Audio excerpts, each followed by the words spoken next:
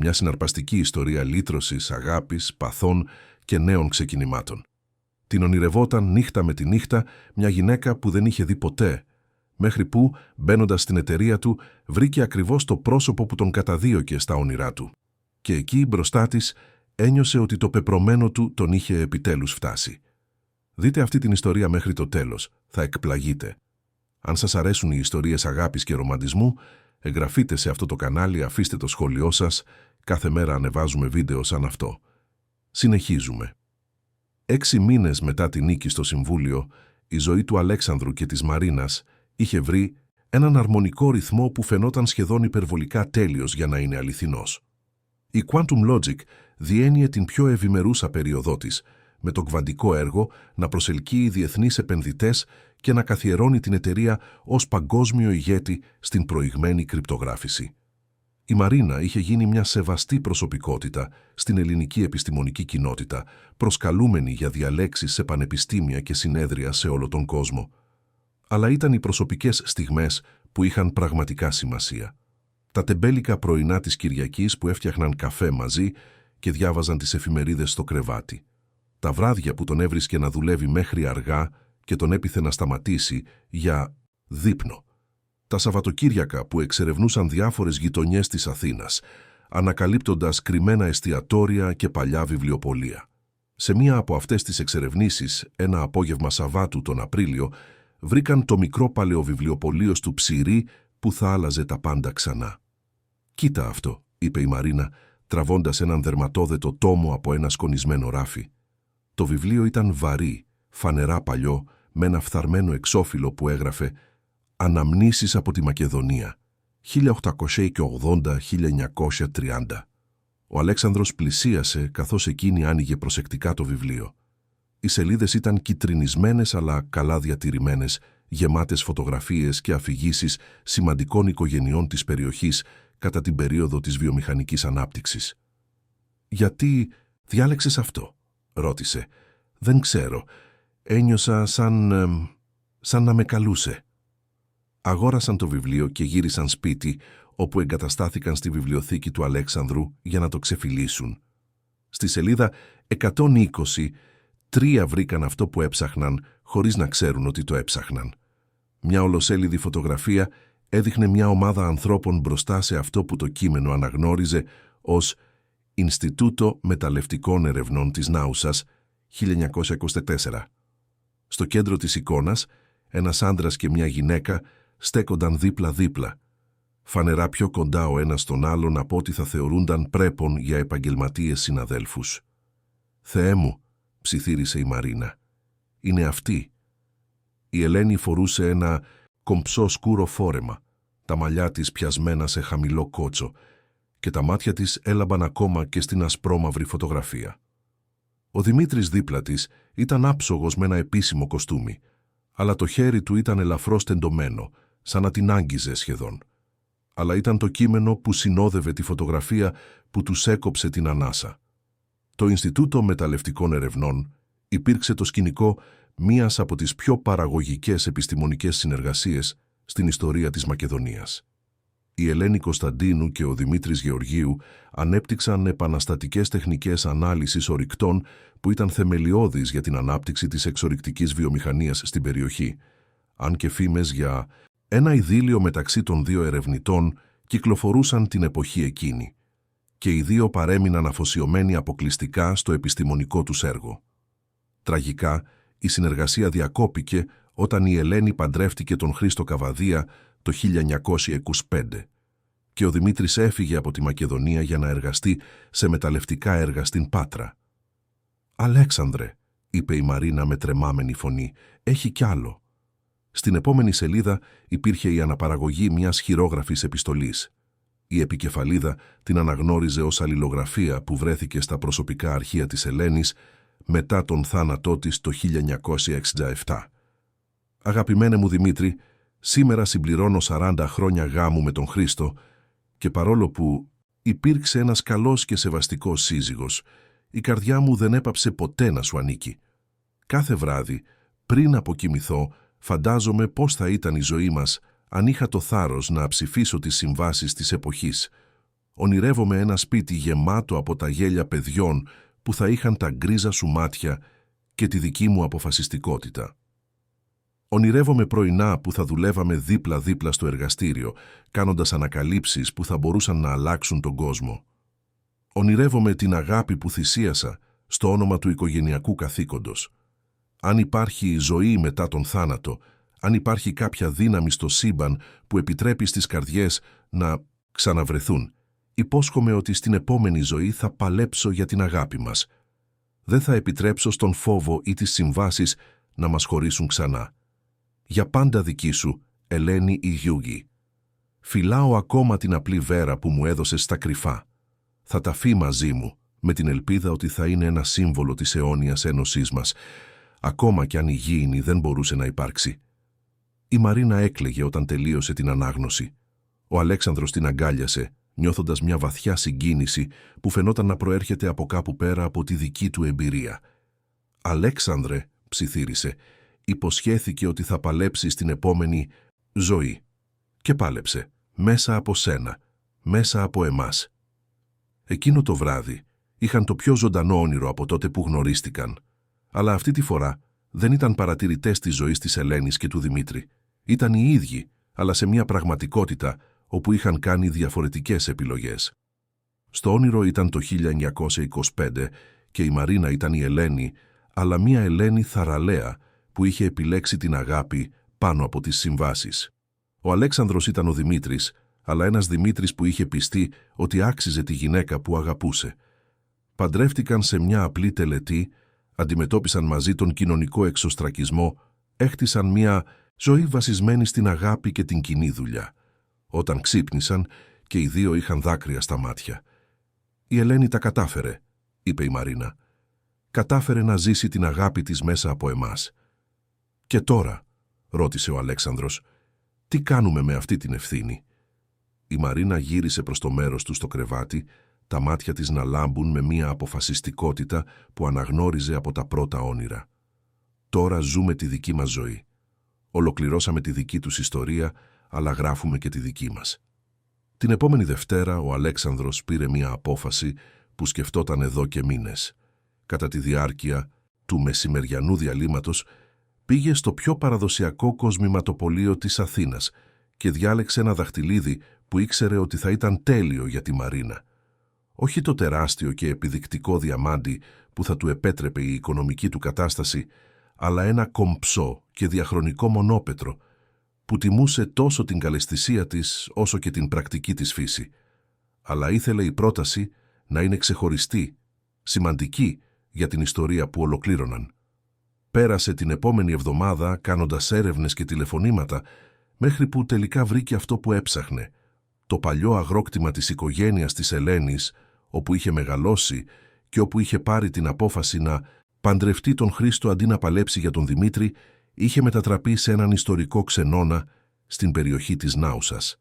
Ο Αλέξανδρος έκανε κράτηση για ένα Σαββατοκύριακο, λέγοντας στη Μαρίνα μόνο ότι ήθελε να της δείξει κάτι σχετικό με την ιστορία των προγόνων τους.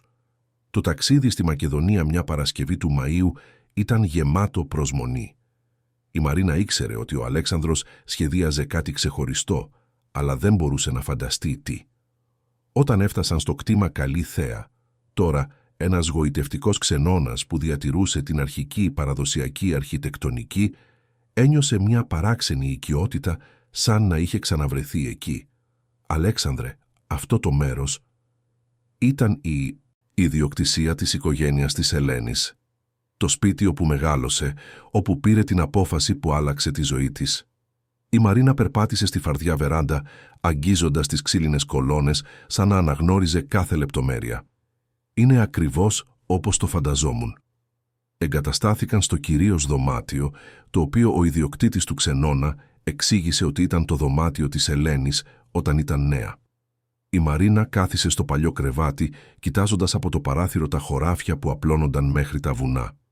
Κάθισε σε αυτό ακριβώς το κρεβάτι όταν αποφάσισε να δεχτεί τον κανονισμένο γάμο, είπε ο Αλέξανδρος. «Και τώρα είμαι εδώ, ζώντας την αγάπη που εκείνη εγκατέλειψε». Εκείνο το απόγευμα εξερεύνησαν την ιδιοκτησία. Ο Αλέξανδρος είχε συνεννοηθεί με τον ιδιοκτήτη για να έχουν πρόσβαση στα ιστορικά αρχεία του κτήματος και βρήκαν περισσότερες φωτογραφίες της Ελένης, έγγραφα για την αντισυμβατική της εκπαίδευση για μια γυναίκα της εποχής, ακόμα και μερικές από τις πρωτότυπες επιστημονικές της σημειώσεις. «Κοίτα αυτό», είπε η Μαρίνα, δείχνοντας μια σελίδα με υπολογισμούς γραμμένους με τον κομψό γραφικό χαρακτήρα της Ελένης. «Είναι χημικές εξισώσεις για την ανάλυση σιδηρούχων ενώσεων. Ήταν πραγματικά πανέξυπνη». «Όπως εσύ», είπε ο Αλέξανδρος και η Μαρίνα χαμογέλασε. «Όχι, Αλέξανδρε, ήταν πολύ πιο θαραλέα από ό,τι φανταζόμουν. Κοίτα αυτές τις σημειώσεις για πειράματα που διεξήγαγε στα κρυφά. Ανέπτυσε τεχνικές που θα αναγνωρίζονταν επίσημα δεκαετίες αργότερα». Όταν ο ήλιος άρχισε να δύει, ο Αλεξάνδρος πρότεινε μια βόλτα στους κήπους. Ακολούθησαν ένα μονοπάτι που οδηγούσε σε ένα μικρό παρεκκλήσι στην κορυφή ενός λόφου, χτισμένο από την οικογένεια της Ελένης για ιδιωτική χρήση. Το παρεκκλήσι ήταν μικρό αλλά όμορφο, με απλά βιτρό που δημιουργούσαν πολύχρωμα σχέδια στο πέτρινο πάτωμα. Ο Αλέξανδρος σταμάτησε μπροστά στην Αγία Τράπεζα, τα χέρια του να τρέμουν ελαφρώς.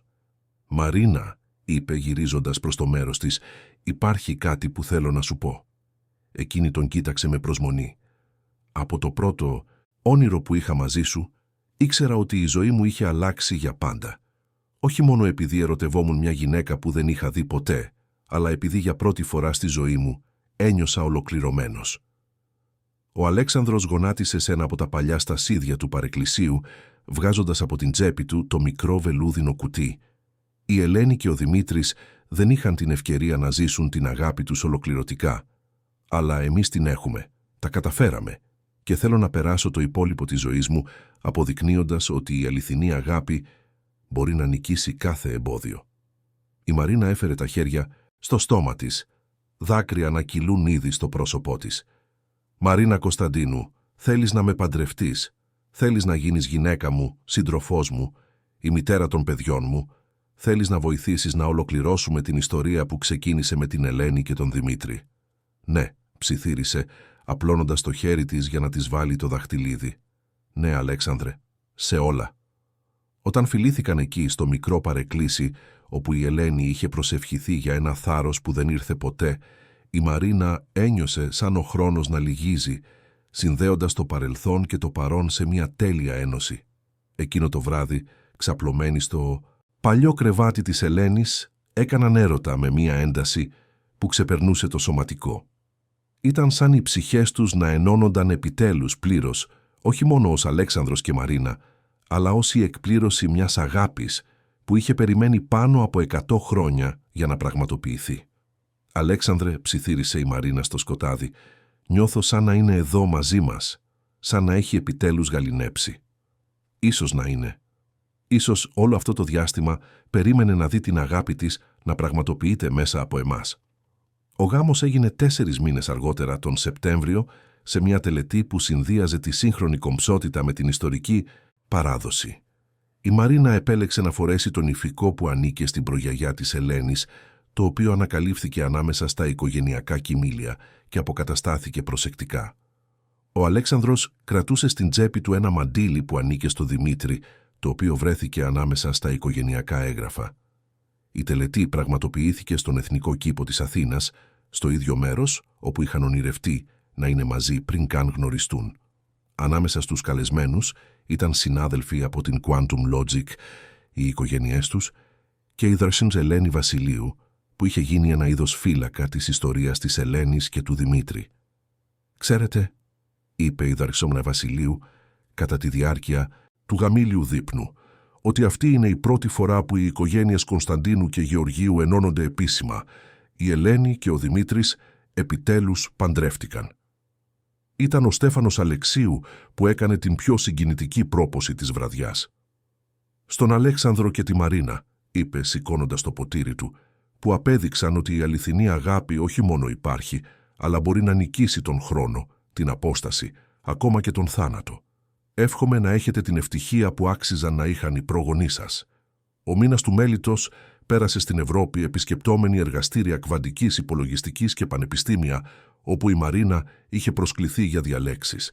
Αλλά ήταν οι ιδιωτικές στιγμές που είχαν πραγματικά σημασία. Πρωινά σε παριζιάνικα καφέ, απογεύματα εξερευνώντας μουσεία επιστήμης, βράδια συζητώντας για τα κοινά τους όνειρα για το μέλλον. Ήταν στη Ρώμη, την τελευταία νύχτα του ταξιδιού, που η Μαρίνα ανακάλυψε ότι ήταν έγκυος. Το υποψιαζόταν εδώ και λίγες μέρες, αλλά το επιβεβαίωσε με ένα διακριτικό τεστ που αγόρασε από ένα ιταλικό φαρμακείο. Όταν ο Αλέξανδρος βγήκε από τον ντους και τη βρήκε να κάθεται στο κρεβάτι κρατώντας το τεστ, κατάλαβε αμέσως από το λαμπερό της χαμόγελο. «Θα κάνουμε, μωρό», είπε, και ο Αλέξανδρος την πήρε στην αγκαλιά του, στριφογυρίζοντάς την στο δωμάτιο του ξενοδοχείου, ενώ και οι δύο γελούσαν και έκλαιγαν ταυτόχρονα. «Ένα μωρό», επανέλαβε, σαν να μην μπορούσε να το πιστέψει. «Το μωρό μας». Ο πρώτος απευθείας απόγονος της Ελένης και του Δημήτρη, που θα είναι καρπός της αγάπης τους. Εκείνο το βράδυ ονειρεύτηκαν μαζί για τελευταία φορά την Ελένη και τον Δημήτρη. Αλλά αυτή τη φορά το ζευγάρι του παρελθόντος δεν ήταν λυπημένο ή γεμάτο τύψεις. Ήταν λαμπεροί, νέοι, ευτυχισμένοι, σαν να είχαν βρει επιτέλους την ειρήνη που αναζητούσαν για δεκαετίες. Στο όνειρο η Ελένη κρατούσε ένα μωρό στην αγκαλιά της, ενώ ο Δημήτρης την αγκάλιαζε από πίσω. Κοίταξαν κατευθείαν τον Αλέξανδρο και τη Μαρίνα και χαμογέλασαν. «Ευχαριστούμε», είπε η Ελένη, η φωνή της γεμάτη βαθιά ευγνωμοσύνη. «Ευχαριστούμε που ολοκληρώσατε την ιστορία μας». «Ευχαριστούμε που μας δώσατε την ευκαιρία να αγαπήσουμε», πρόσθεσε ο Δημήτρης. «Τώρα είστε ελεύθεροι να ζήσετε τη δική σας ζωή, χωρίς το βάρος του παρελθόντος». «Αλλά μην μας ξεχάσετε», ζήτησε η Ελένη. «Φυλάξτε την ιστορία μας ως υπενθύμηση ότι η αληθινή αγάπη είναι η πιο ισχυρή δύναμη στο σύμπαν». Όταν ξύπνησαν και οι δύο ήξεραν ότι δεν θα είχαν πια εκείνα τα όνειρα.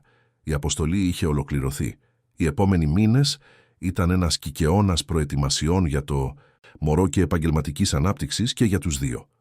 Η Quantum Logic είχε εξαγοραστεί από έναν διεθνή όμιλο με όρους που έκαναν τον Αλέξανδρο και τη Μαρίνα οικονομικά ανεξάρτητους για το υπόλοιπο της ζωής τους. Η Μαρίνα συνέχισε να ηγείται ερευνών στην κβαντική υπολογιστική, αλλά τώρα ως ανεξάρτητη σύμβουλος, επιτρέποντάς της μεγαλύτερη ευελιξία για την επερχόμενη μητρότητα. Ένα πρωί του Δεκεμβρίου, όταν η Μαρίνα ήταν 8 μηνών έγκυος, βρήκε τον Αλέξανδρο στη βιβλιοθήκη να διαβάζει ένα γράμμα που είχε φτάσει από τη Μακεδονία. «Τι είναι?» ρώτησε, παρατηρώντας τη συγκινημένη του έκφραση. «Είναι από το Ιστορικό Ινστιτούτο της Νάουσας.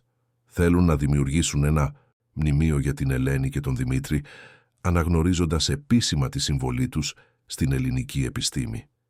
Η Μαρίνα ένιωσε δάκρυα στα μάτια της. Επιτέλους θα λάβουν την αναγνώριση που τους αξίζει και θέλουν να μιλήσουμε εμείς στην τελετή των εγγενείων, ως απόγονοι και ως εκπρόσωποι της επιστημονικής τους συνεισφοράς. «Πότε?» «Τον Μάρτιο, αφού γεννηθεί το μωρό». Η Μαρίνα χαμογέλασε, χαϊδεύοντας την κοιλιά της. «Το παιδί μας θα γεννηθεί σε έναν κόσμο όπου η Ελένη και ο Δημήτρης θα μνημονεύονται ως ήρωες, όχι ως μια ρομαντική τραγωδία». Η κόρη τους γεννήθηκε ένα ηλιόλουστο πρωινό του Ιανουαρίου, στο ίδιο μεευτήριο όπου είχε γεννηθεί ο Αλέξανδρος 44 χρόνια νωρίτερα. Ήταν ένα μικρό αλλά υγιές μωρό, με τα γκρίζα μάτια του πατέρα της και την ορατή αποφασιστικότητα της μητέρας της. «Πώς θα την ονομάσουμε?» ρώτησε ο Αλέξανδρος, κρατώντας τη μικροσκοπική κόρη του στην αγκαλιά του. «Άννα Κατερίνα», είπε η Μαρίνα χωρίς δισταγμό. «Άννα από την προγιαγιά της Ελένης, Κατερίνα από εμένα». «Άννα Κατερίνα Γεωργίου Κωνσταντίνου», δοκίμασε το όνομα ο Αλέξανδρος. «Τέλειο». Όταν πήραν την Άννα Κατερίνα στο σπίτι για πρώτη φορά, η Μαρίνα ένιωσε μια αίσθηση ολοκλήρωσης που ήταν σχεδόν υπερφυσική. Εκεί βρισκόταν, στη βιβλιοθήκη όπου είχε διαβάσει τα γράμματα της Ελένης για πρώτη φορά, κρατώντας στην αγκαλιά της το μωρό που αντιπροσώπευε τη συνέχεια μιας ιστορίας αγάπης που είχε ξεκινήσει πάνω από 100 χρόνια πριν. «Αλέξανδρε», είπε εκείνο το πρώτο βράδυ, παρατηρώντας την κόρη της να κοιμάται στην κούνια δίπλα στο κρεβάτι, «πιστεύεις ότι θα έχει όνειρα σαν τα δικά μας?» «Όχι», απάντησε με σιγουριά. «Δεν χρειάζεται όνειρα με το παρελθόν.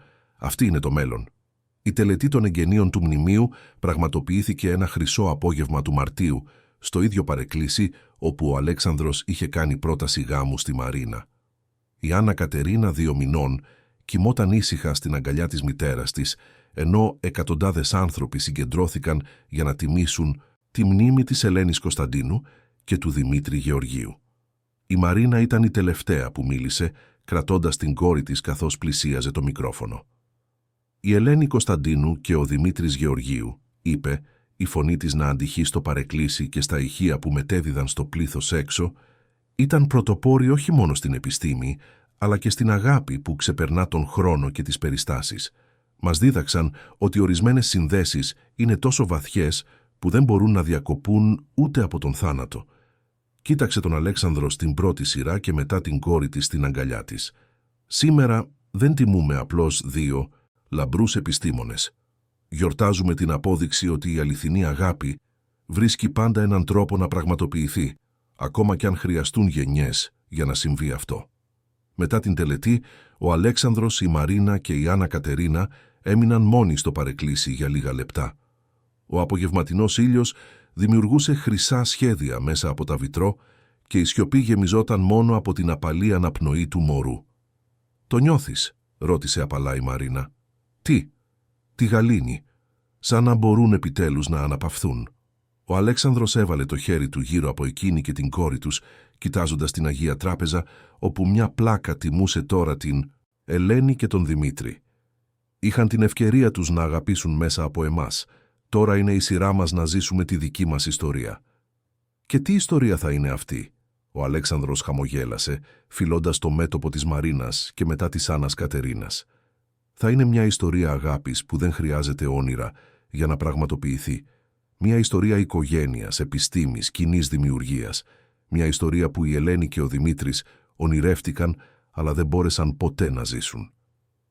Όταν βγήκαν από το παρεκκλήσιτο σούρουπο, ο Αλέξανδρος, κρατώντας την Άννα Κατερίνα και η Μαρίνα δίπλα του, δεν κοίταξαν πίσω. Δεν χρειάζονταν πια. Το παρελθόν είχε τιμηθεί, η ιστορία είχε ολοκληρωθεί και το μέλλον απλωνόταν μπροστά τους σαν μια λευκή σελίδα που περίμενε να γραφτεί. 2 χρόνια αργότερα, η οικογένεια Γεωργίου Κωνσταντίνου είχε εγκατασταθεί σε μια ζωή που συνδύαζε τέλεια την αγάπη, τη δουλειά και τη μητρότητα. Η Μαρίνα είχε εκδώσει ένα βιβλίο για την κβαντική υπολογιστική που είχε γίνει παγκόσμιο σημείο αναφοράς. Ο Αλέξανδρος είχε ιδρύσει μια νέα εταιρεία με επίκεντρο τις βιώσιμες τεχνολογίες και η Άννα Κατερίνα μεγάλωνε περιτριγυρισμένη από αγάπη και βιβλία σε ένα σπίτι όπου η επιστήμη και ο ρομαντισμός συνυπήρχαν αρμονικά. Ένα καλοκαιρινό βράδυ η Άννα Κατερίνα, που περπατούσε πλέον και άρχιζε να λέει τις πρώτες της λέξεις, έδειξε ένα πορτρέτο της Ελένης και του Δημήτρη που είχαν στο σαλόνι. «Γιαγιά», είπε καθαρά, δείχνοντας την Ελένη. «Παππούς», πρόσθεσε, δείχνοντας τον Δημήτρη. Ο Αλέξανδρος και η Μαρίνα αντάλλαξαν βλέμματα γεμάτα συγκίνηση. «Τους αναγνωρίζει», ψιθύρισε η Μαρίνα. «Η ιστορία συνεχίζεται», απάντησε ο Αλέξανδρος. Εκείνο το βράδυ, αφού έβαλαν την Άννα Κατερίνα για ύπνο, κάθισαν στη βεράντα κοιτάζοντας τα αστέρια πάνω από την Αθήνα. Η Μαρίνα ήταν ξανά έγκυος, αυτή τη φορά σε ένα αγόρι που είχαν αποφασίσει να ονομάσουν Δημήτρη Αλέξανδρο.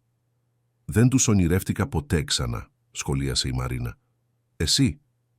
«Ποτέ ξανά. Νομίζω ότι βρήκαν αυτό που έψαχναν. Εμάς, και τώρα έχουμε αυτό που πάντα ψάχναμε. Ο ένας τον άλλον». Ο Αλέξανδρος πήρε το χέρι της, η βέρα της να λάμπει κάτω από το φως των αστεριών. «Για πάντα». Η Μαρίνα χαμογέλασε, βάζοντας το ελεύθερο χέρι της στην κοιλιά της, όπου μεγάλωνε ο γιος της. «Σε όλες τις ζωές». Μέσα, η Άννα Κατερίνα κοιμόταν ήσυχα, περιτριγυρισμένη από φωτογραφίες προγιαγιάδων που δεν γνώρισε ποτέ, αλλά που βοήθησαν να διαμορφωθεί το πεπρωμένο της. Στο κομοδίνο του ζευγαριού, τα γράμματα της Ελένης και του Δημήτρη αναπαύονταν σε ένα ξύλινο κουτί, φυλαγμένα ως οικογενειακός θησαυρός για τις επόμενες γενιές. Και κάπου, πέρα από τον χρόνο και τον χώρο, 2 ψυχές που είχαν περιμένει πάνω από 100 χρόνια για το ευτυχισμένο τους τέλος, αναπαύονταν επιτέλους εν ειρήνη, γνωρίζοντας ότι η αγάπη που δεν μπόρεσαν να ζήσουν είχε βρει, μέσα από τους απογόνους τους, έναν τρόπο να γίνει αιώνια. Η ιστορία είχε τελειώσει. Η ζωή μόλις είχε αρχίσει. Το εστιατόριο που διάλεξε ο Αλέξανδρος Βρισκόταν στον τελευταίο όροφο ενός μπουτίκ χοτέλ του Ψηρή, με μια πανοραμική θέα που μετέτρεπε την Αθήνα σε έναν αστερισμό από χρυσά φώτα. Η Μαρίνα έφτασε ακριβώς στις 8 το βράδυ, φορώντας ένα απλό αλλά κομψό μαύρο φόρεμα που είχε αγοράσει το ίδιο απόγευμα από ένα κατάστημα στο Golden Hall. Ένιωθε σαν απατεώνας σε αυτό το εκλεπτισμένο περιβάλλον, αλλά όταν είδε τον Αλέξανδρο να την περιμένει στο μπαρ, όλη τη η νευρικότητα μετατράπηκε σε μια αίσθηση πληρότητας που την εξέπληξε. Ήταν διαφορετικός από τον επίσημο άντρα της συνέντευξης. Φορούσε ένα σκούρο μπλε πουκάμισο χωρίς γραβάτα, με το πρώτο κουμπί ξεκούμποτο να αποκαλύπτει ένα κομμάτι μαυρισμένου δέρματος, και τα μαλλιά του ήταν ελαφρώς ανακατεμένα, σαν να είχε περάσει τα δάχτυλά του μέσα από τις τούφες επανειλημμένα. Όταν την είδε να πλησιάζει, τα μάτια του φωτίστηκαν με έναν τρόπο που έκανε την καρδιά της Μαρίνας να χτυπά πιο γρήγορα. «Είσαι πανέμορφη», είπε, σηκώνοντας να τη χαιρετήσει. «Ευχαριστώ», απάντησε, δεχόμενη το φιλί στο μάγουλο που της πρόσφερε. Το ανδρικό του άρωμα, ένα διακριτικό μείγμα σανταλόξυλου και κάτι που δεν μπορούσε να αναγνωρίσει, αλλά που θυμόταν από τα όνειρα, την έκανε να κλείσει τα μάτια για μια στιγμή. Ο Αλέξανδρος είχε κλείσει ένα τραπέζι κοντά στο παράθυρο, μια ιδιωτική γωνιά όπου μπορούσαν να μιλήσουν χωρίς να τους ακούν. Παρήγγειλε ένα μπουκάλι κόκκινο κρασί, ένα ελληνικό καμπερνέτ σοβινιόν που είχε προτείνει ο Ινοχώος, και τα πρώτα λεπτά μιλούσαν για διάφορα θέματα, την κίνηση της Αθήνας, τις διαφορές μεταξύ Θεσσαλονίκης και πρωτεύουσας, την εντυπωσιακή θέα της πόλης. Αλλά και οι δύο ήξεραν ότι δεν ήταν εκεί για επιφανειακές συζητήσεις. «Αλέξανδρε», είπε η Μαρίνα όταν ο σερβιτόρος απομακρύνθηκε αφού πήρε τις παραγγελίες τους, «πρέπει να καταλάβω τι συμβαίνει μεταξύ μας». Εκείνος γύρισε το ποτήρι του κρασιού ανάμεσα στα δάχτυλά του, παρατηρώντας το σκούρο κόκκινο υγρό σαν να έψαχνε απαντήσεις εκεί. «Έκανα την ίδια ερώτηση στον εαυτό μου 1000 φορές τις τελευταίες εβδομάδες», παραδέχτηκε. «Είμαι απόφοιτος του Πολυτεχνείου, έχω μεταπτυχιακό από το MIT, έχτισα μια εταιρεία τεχνολογίας από το μηδέν, χρησιμοποιώντας καθαρή λογική και στρατηγικό σχεδιασμό. Αλλά αυτό», έκανε μια χειρονομία ανάμεσά τους, «αυτό αψηφά όλα όσα ξέρω για τον κόσμο». «Στα όνειρά μου», είπε απαλά η Μαρίνα, «μου είπες ότι άρχισες να με ονειρεύεσαι την ίδια νύχτα που αποφάσισες να ανοίξεις τη θέση. Είναι αλήθεια». Ο Αλέξανδρος έγνεψε αργά. «Ήμουν στο γραφείο μέχρι αργά εξετάζοντας το κβαντικό έργο που θα είναι το μέλλον της εταιρείας. Ήταν μια δουλειά που απαιτούσε κάποιον εξαιρετικό, κάποιον που θα καταλάβαινε όχι μόνο τους αλγόριθμους, αλλά και τη φιλοσοφία πίσω από την κβαντική υπολογιστική. Όταν τελικά αποφάσισα να δημιουργήσω τη θέση, ήταν σχεδόν 2 τα ξημερώματα. Και εκείνη τη νύχτα με ονειρεύτηκες». «Εκείνη τη νύχτα», επιβεβαίωσε, «ονειρεύτηκα μια γυναίκα με καστανά μαλλιά και πράσινα μάτια που με κοιτούσε σαν να μπορούσε να δει μέσα από όλες τις μάσκες που έμαθα να φοράω. Όταν ξύπνησα, ένιωθα ακόμα τη γεύση του φιλιού σου στα χείλη μου». Η Μαρίνα ένιωσε τα μάγουλά της να κοκκινίζουν. «Στο όνειρό μου απόψε είπες ότι είχα έρθει, και εγώ απάντησα ότι πάντα ερχόμουν. Σαν να ήταν μια συνάντηση που επαναλαμβανόταν για χρόνια». Κοιτάχτηκαν σιωπηλά για μια στιγμή, απορροφώντας το αδύνατο όλης αυτής της κατάστασης. Ο σερβιτόρος έφερε τα ορεκτικά, εκείνη είχε παραγγείλει μια σαλάτα μπουράτα με ντοματίνια κονφή, εκείνος είχε διαλέξει ένα καρπάτσιο σολομού, αλλά κανένας από τους δύο δεν φαινόταν να ενδιαφέρεται πολύ για το φαγητό. «Μίλησέ μου για σένα», ζήτησε ο Αλέξανδρος, «για την αληθινή Μαρίνα, όχι μόνο για το εντυπωσιακό βιογραφικό που διάβασα σήμερα». Η Μαρίνα γέλασε, ένας χαμηλός μελωδικός ήχος που αναγνώρισε από τα όνειρα. «Δεν υπάρχει μεγάλο μυστήριο. Μεγάλωσα σε μια συνοικία της Θεσσαλονίκης. Η μητέρα μου είναι συνταξιούχος δασκάλα. Ο πατέρας μου ήταν μηχανικός αυτοκινήτων. Θυσιάστηκαν πολύ για να μπορέσω να σπουδάσω. Πάντα ήμουν το παράξενο κορίτσι που προτιμούσε τους υπολογιστές από τις κούκλες. Και σχέσεις, δική σου οικογένεια». Εκείνη κούνησε το κεφάλι της. «Ποτέ δεν υπήρχε χρόνος ή ίσως ποτέ δεν υπήρξε ο κατάλληλος άνθρωπος. Πάντα πίστευα ότι η αγάπη ήταν μια απόσπαση από τους πραγματικούς στόχους, μέχρι που άρχισες να ονειρεύεσαι έναν άγνωστο». Έναν άγνωστο που γνώριζα καλύτερα από οποιονδήποτε έχει περάσει από την πραγματική μου ζωή. Ο Αλέξανδρος έσκυψε μπροστά, ακουμπώντας τους αγκώνες του στο τραπέζι. «Μαρίνα, μπορώ να σου πω κάτι που δεν έχω πει ποτέ σε κανέναν». Εκείνη έγνεψε. «Η πρώην γυναίκα μου έλεγε πάντα ότι ήμουν συναισθηματικά απρόσιτος, ότι έχτισα τόσο ψηλά τείχη γύρω από την καρδιά μου που ούτε εκείνη δεν μπορούσε να τα φτάσει. Όταν χωρίσαμε πριν από 5 χρόνια, είπε ότι ήταν σαν να ήταν παντρεμένη με ένα φάντασμα». Σταμάτησε, κοιτάζοντας τα χέρια του. Και είχε δίκιο. Αφού η εταιρεία απογειώθηκε, αφού έγινα αυτός ο επιτυχημένος διευθύνων σύμβουλος, κλείστηκα στον εαυτό μου. Νόμιζα ότι ήταν πιο ασφαλές έτσι. Και τώρα, την κοίταξε κατευθείαν στα μάτια, για πρώτη φορά εδώ και χρόνια, νιώθω ότι είμαι πραγματικά ζωντανός. Από τότε που εμφανίστηκε στα όνειρά μου, είναι σαν κάποιος να άναψε ένα φως μέσα μου. Η Μαρίνα άπλωσε το χέρι της πάνω από το τραπέζι, αγγίζοντας ελαφρά τα δάχτυλά του. Η επαφή ήταν σαν να ολοκλήρωνε ένα ηλεκτρικό κύκλωμα. «Αλέξανδρε, δεν καταλαβαίνω τι συμβαίνει, αλλά ξέρω ότι δεν μπορώ πλέον να προσποιούμε ότι είναι απλώς σύμπτωση. Όταν σε είδα σήμερα στην αίθουσα, ήταν σαν να έφτανα σπίτι μετά από ένα μακρύ ταξίδι». Έπλεξαν τα δάχτυλά τους και ο κόσμος γύρω τους φάνηκε να εξαφανίζεται. Υπήρχαν μόνο οι δυο τους, εκείνο το ιδιωτικό τραπέζι και η συντριπτική αίσθηση ότι βρίσκονταν ακριβώς εκεί που έπρεπε να είναι. «Τι κάνουμε με αυτό?» ρώτησε. «Ας το πάμε σιγά σιγά», είπε. «Ας γνωριστούμε στην πραγματική ζωή, ας δουλέψουμε μαζί και ας δούμε πού θα μας βγάλει. Αλλά, Μαρίνα», της έσφιξε το χέρι, «πρέπει να ξέρεις ότι αυτό έχει ήδη αλλάξει τα πάντα για μένα». Δείπνησαν συζητώντας για τις ζωές τους, τα πάθη τους, τους φόβους τους.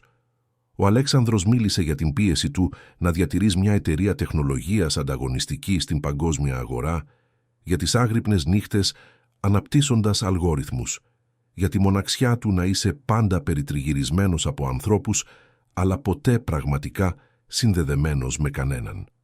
Η Μαρίνα μίλησε για τον αγώνα να αποδείξει την αξία της σε έναν ανδροκρατούμενο κόσμο, για την ενοχή που άφησε την οικογένειά της πίσω στην αναζήτηση των ονείρων της, για τη συνεχή αίσθηση ότι έπρεπε να δουλεύει διπλά για να λάβει τη μισή αναγνώριση. Όταν έφτασε το επιδόρπιο, ένα σουφλέ σοκολάτας που μοιράστηκαν ήταν περασμένα μεσάνυχτα και το εστιατόριο ήταν σχεδόν άδειο. «Θα έπρεπε να γυρίσω στο ξενοδοχείο», είπε η Μαρίνα, αν και δεν ήθελε να τελειώσει η βραδιά. «Θα σε πάω εγώ», προσφέρθηκε ο Αλέξανδρος. Στο αυτοκίνητό του, μια κομψή μαύρη BMW που μύριζε καινούριο δέρμα, έμειναν σιωπηλοί στο μεγαλύτερο μέρος της διαδρομής.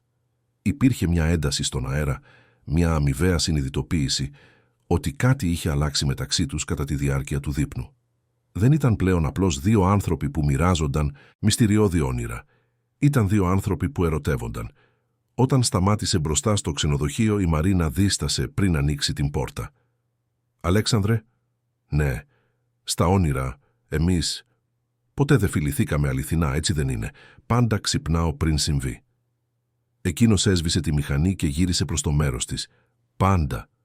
Κοιτάχτηκαν στο σκοτάδι του αυτοκινήτου, μόνο τα φώτα του δρόμου να δημιουργούν ένα παιχνίδι σκιών στα πρόσωπά τους. Ο Αλέξανδρος σήκωσε το χέρι του και άγγιξε απαλά το πρόσωπό της, ο αντίχειράς του να χαϊδεύει το μάγουλό της. «Μαρίνα», ψιθύρισε, «μπορώ?» Δεν απάντησε με λόγια. Έσκυψε μπροστά, κλείνοντας την απόσταση μεταξύ τους, και όταν τα χείλη τους επιτέλους ακούμπησαν, ήταν σαν ολόκληρο το σύμπαν να έβγαζε νόημα για πρώτη φορά. Το φιλί ήταν απαλό στην αρχή, σχεδόν διστακτικό, αλλά όταν η Μαρίνα αναστέναξε στα χείλη του, ο Αλέξανδρος την τράβηξε πιο κοντά, βαθαίνοντας την επαφή. Ήταν καλύτερο από κάθε όνειρο, πιο αληθινό και έντονο από κάθε φαντασίωση. Η Μαρίνα ένιωσε να λιώνει πάνω του, όλες οι λογικές της άμυνες να καταραίουν μπροστά στην τελειότητα εκείνης της στιγμής. Όταν τελικά απομακρύνθηκαν και οι 2 ανέπνεαν βαριά. «Αυτό ήταν», άρχισε ο Αλέξανδρος. «Αληθινό», συμπλήρωσε η Μαρίνα. «Επιτέλους, αληθινό». Βγήκε από το αυτοκίνητο μέσα σε μια ομίχλη ευτυχίας και επιθυμίας και ο Αλέξανδρος περίμενε μέχρι να μπει στο ξενοδοχείο πριν φύγει. Εκείνη τη νύχτα, για πρώτη φορά εδώ και εβδομάδες, Κανένας από τους δύο δεν ονειρεύτηκε. Δεν χρειάζονταν πια. Την επόμενη Δευτέρα, η Μαρίνα ξεκίνησε επίσημα στην Quantum Logic. Ο Αλέξανδρος είχε οργανώσει τα πάντα για να έχει μια ομαλή μετάβαση, ένα προσωρινό διαμέρισμα σε ένα συγκρότημα κατοικιών για στελέχη στο Μαρούσι, κοντά στο γραφείο, και μια περίοδο ενσωμάτωσης 2 εβδομάδων για να εξοικειωθεί με τα τρέχοντα έργα. Η άφιξή της προκάλεσε άμεση περιέργεια μεταξύ των υπαλλήλων. Ήταν σπάνιο κάποιος να προσλαμβάνεται απευθείας από τον διευθύνοντα σύμβουλο για μια ανώτερη θέση, χωρίς να περάσει από την παραδοσιακή διαδικασία επιλογής.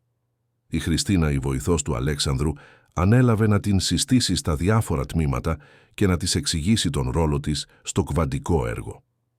«Ο Αλέξανδρος μίλησε πολύ καλά για σένα», σχολίασε η Χριστίνα καθώς περπατούσαν στους διαδρόμους.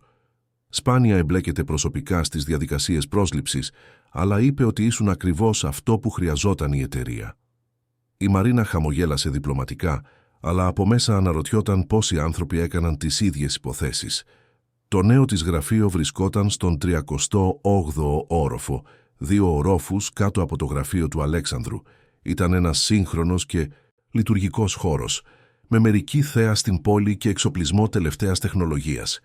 Όταν εγκαταστάθηκε στο γραφείο της και άνοιξε τον υπολογιστή, ένιωσε ένα μείγμα ενθουσιασμού και νευρικότητας. Επρόκειτο να δουλέψει στο πιο προηγμένο έργο της καριέρας της, αλλά βρισκόταν επίσης λίγα μέτρα μακριά από τον άντρα που είχε ανατρέψει τη ζωή της. Το κβαντικό έργο ήταν ακόμα πιο περίπλοκο από ό,τι είχε φανταστεί. Η Quantum Logic ανέπτυσε ένα σύστημα κρυπτογράφησης βασισμένο στην κβαντική διεμπλοκή που θα ήταν επαναστατικό για την ψηφιακή ασφάλεια. Ήταν ακριβώς το είδος της πρόκλησης που έκανε το αίμα της να κυλά πιο γρήγορα. Κατά την πρώτη εβδομάδα, η Μαρίνα βυθίστηκε εντελώς στη δουλειά. Μελέτησε κάθε γραμμή κώδικα, κάθε αλγόριθμο, κάθε πρωτόκολλο ασφαλείας. Η προηγούμενη εμπειρία της με τραπεζικά συστήματα αποδείχθηκε πολύτιμη. Κατάφερε να εντοπίσει ευπάθειες που η προηγούμενη ομάδα είχε χάσει και να προτείνει κομψές λύσεις σε προβλήματα που καθυστερούσαν την ανάπτυξη για μήνες. Ο Στέφανος Αλεξίου, ο τεχνικός επικεφαλής της ομάδας, εντυπωσιάστηκε από την αναλυτική της ικανότητα. «Μαρίνα, σε μια εβδομάδα έκανες πρόοδο που εμείς χρειαστήκαμε 2 μήνες για να πετύχουμε», είπε κατά τη διάρκεια μιας συνάντησης προόδου. «Οι βελτιστοποιήσεις σου στους αλγόριθμους αποκωδικοποίησης είναι εξαιρετικές». Ευχαρίστησε για το κομπλιμέντο, αλλά παρατήρησε μερικά λιγότερο ενθουσιώδη βλέμματα γύρω από το τραπέζι. Η Κατερίνα Παπαδάκη, μια μηχανικός που εργαζόταν στην εταιρεία εδώ και 3 χρόνια, φαινόταν ιδιαίτερα σκεπτική. «Είναι όντως εντυπωσιακό», σχολίασε η Κατερίνα με έναν τόνο που δεν τέριαζε με τα λόγια της. «Ειδικά αν σκεφτεί κανείς ότι είσαι εδώ τόσο λίγο καιρό». Η ένταση στην αίθουσα ήταν αισθητή. Η Μαρίνα συνειδητοποίησε ότι η άφιξή της είχε δημιουργήσει κυματισμούς και δεν ήταν όλοι θετικοί. Κατά τη διάρκεια αυτής της πρώτης εβδομάδας, εκείνη και ο Αλέξανδρος διατήρησαν μια προσεκτική επαγγελματική απόσταση. Χαιρετιόντουσαν ευγενικά όταν συναντιόντουσαν στους διαδρόμους, αντάλλασαν επίσημα email για το έργο, συμμετείχαν σε συναντήσεις όπου οι αλληλεπιδράσεις τους ήταν αυστηρά επαγγελματικές. Αλλά υπήρχε ένα υπόγειο ρεύμα ενέργειας μεταξύ τους που οποιοσδήποτε παρατηρητικός θα μπορούσε να αντιληφθεί. Η Μαρία Παναγιώτου, η διευθύντρια ανθρώπινου δυναμικού, ήταν από τις πρώτες που το παρατήρησαν. «Αλέξανδρε», είπε κατά τη διάρκεια μιας συνάντησης στελεχών την Παρασκευή, «πρέπει να μιλήσουμε για τη νέα μηχανικό, για τη Μαρίνα Κωνσταντίνου. Έχει εξαιρετική απόδοση. Δεν αμφισβητώ την ικανότητά της.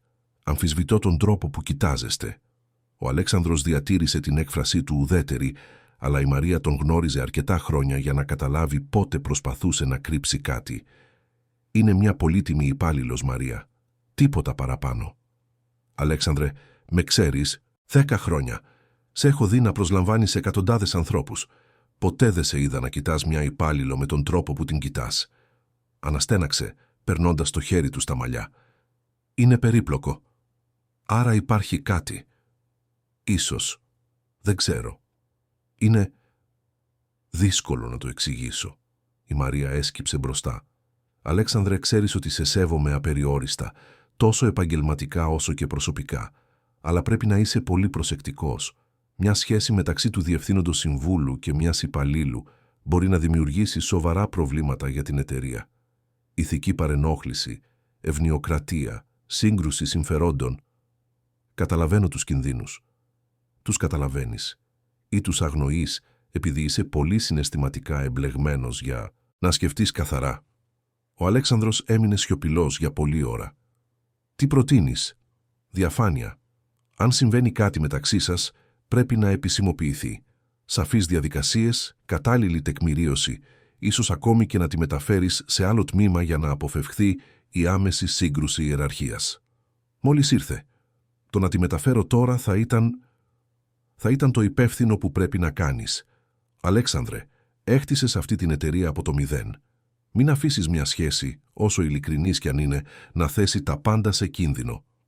Εκείνο το βράδυ ο Αλέξανδρος έμεινε στο γραφείο μέχρι αργά, κοιτάζοντας τα φώτα της πόλης και σκεπτόμενος τα λόγια της Μαρίας.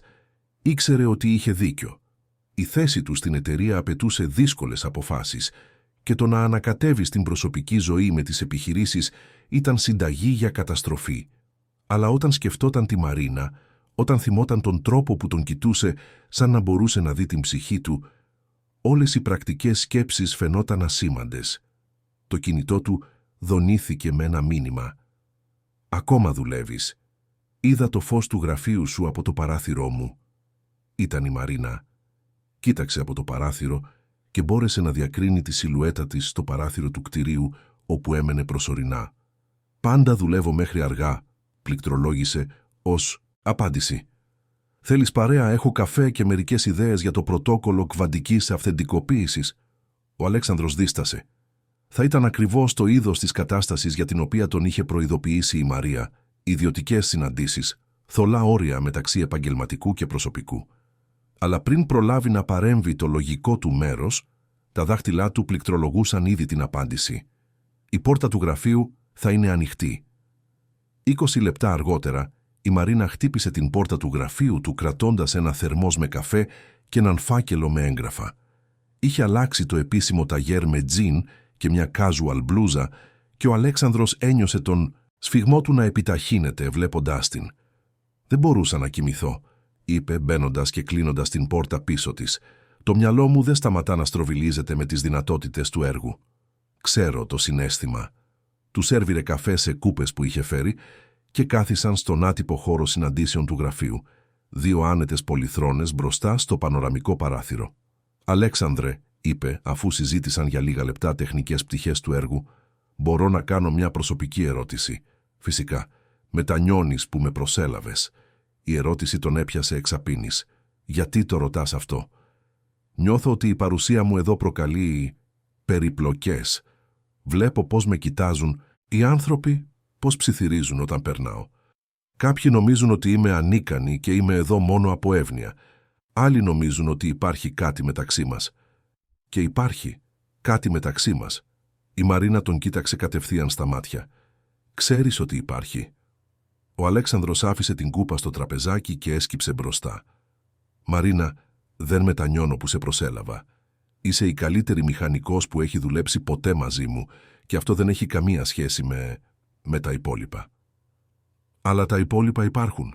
«Ναι, και αυτό είναι που με ανησυχεί». Εκείνη συνοφριώθηκε. «Σε ανησυχεί. Η θέση μου εδώ με αναγκάζει να σκέφτομαι τις συνέπειες. Οι σχέσεις μεταξύ προϊσταμένου και υφισταμένης μπορούν να δημιουργήσουν νομικά προβλήματα, αμφισβητήσεις για την ικανότητά σου, φήμες που μπορούν να βλάψουν την καριέρα σου. Άρα πιστεύεις ότι θα έπρεπε να αγνοήσουμε αυτό που νιώθουμε ο ένας για τον άλλον?» Ο Αλέξανδρος σηκώθηκε και περπάτησε προς το παράθυρο με τα χέρια στις τσέπες. «Δεν ξέρω τι πιστεύω. Ξέρω μόνο ότι δεν έχω νιώσει ποτέ κάτι παρόμοιο στη ζωή μου και ταυτόχρονα ξέρω ότι έχω ευθύνες απέναντι σε αυτή την εταιρεία, στους υπαλλήλους και σε σένα επίσης». Η Μαρίνα τον πλησίασε. «Κι αν δεν με νοιάζουν οι φήμες, κι αν είμαι διατεθειμένη να αντιμετωπίσω τις συνέπειες». «Αλλά εμένα με νοιάζει», γύρισε προς το μέρος της. «Με νοιάζει για σένα, για την καριέρα σου, για το μέλλον σου. Δεν θέλω σε 5 χρόνια από τώρα να κοιτάς πίσω και να νιώθεις ότι θυσίασες την επαγγελματική σου αξιοπιστία για μια περιπέτεια». Έτσι το βλέπεις. Ο πόνος στη φωνή της έκανε τον Αλέξανδρο να κάνει ένα βήμα προς το μέρος της. Όχι, δεν το βλέπω έτσι. Είναι ακριβώς το αντίθετο. Επειδή σημαίνει τόσα πολλά για μένα, για αυτό ανησυχώ. Έμειναν ακίνητοι λίγα εκατοστά ο ένας από τον άλλον, με την ένταση στον αέρα να είναι σχεδόν αισθητή. Η Μαρίνα σήκωσε το χέρι της και άγγιξε το πρόσωπό του και ο Αλέξανδρος έκλεισε τα μάτια νιώθοντας την επαφή. «Αλέξανδρε», είπε απαλά, «πέρασα όλη μου τη ζωή αποδεικνύοντας την αξία μου.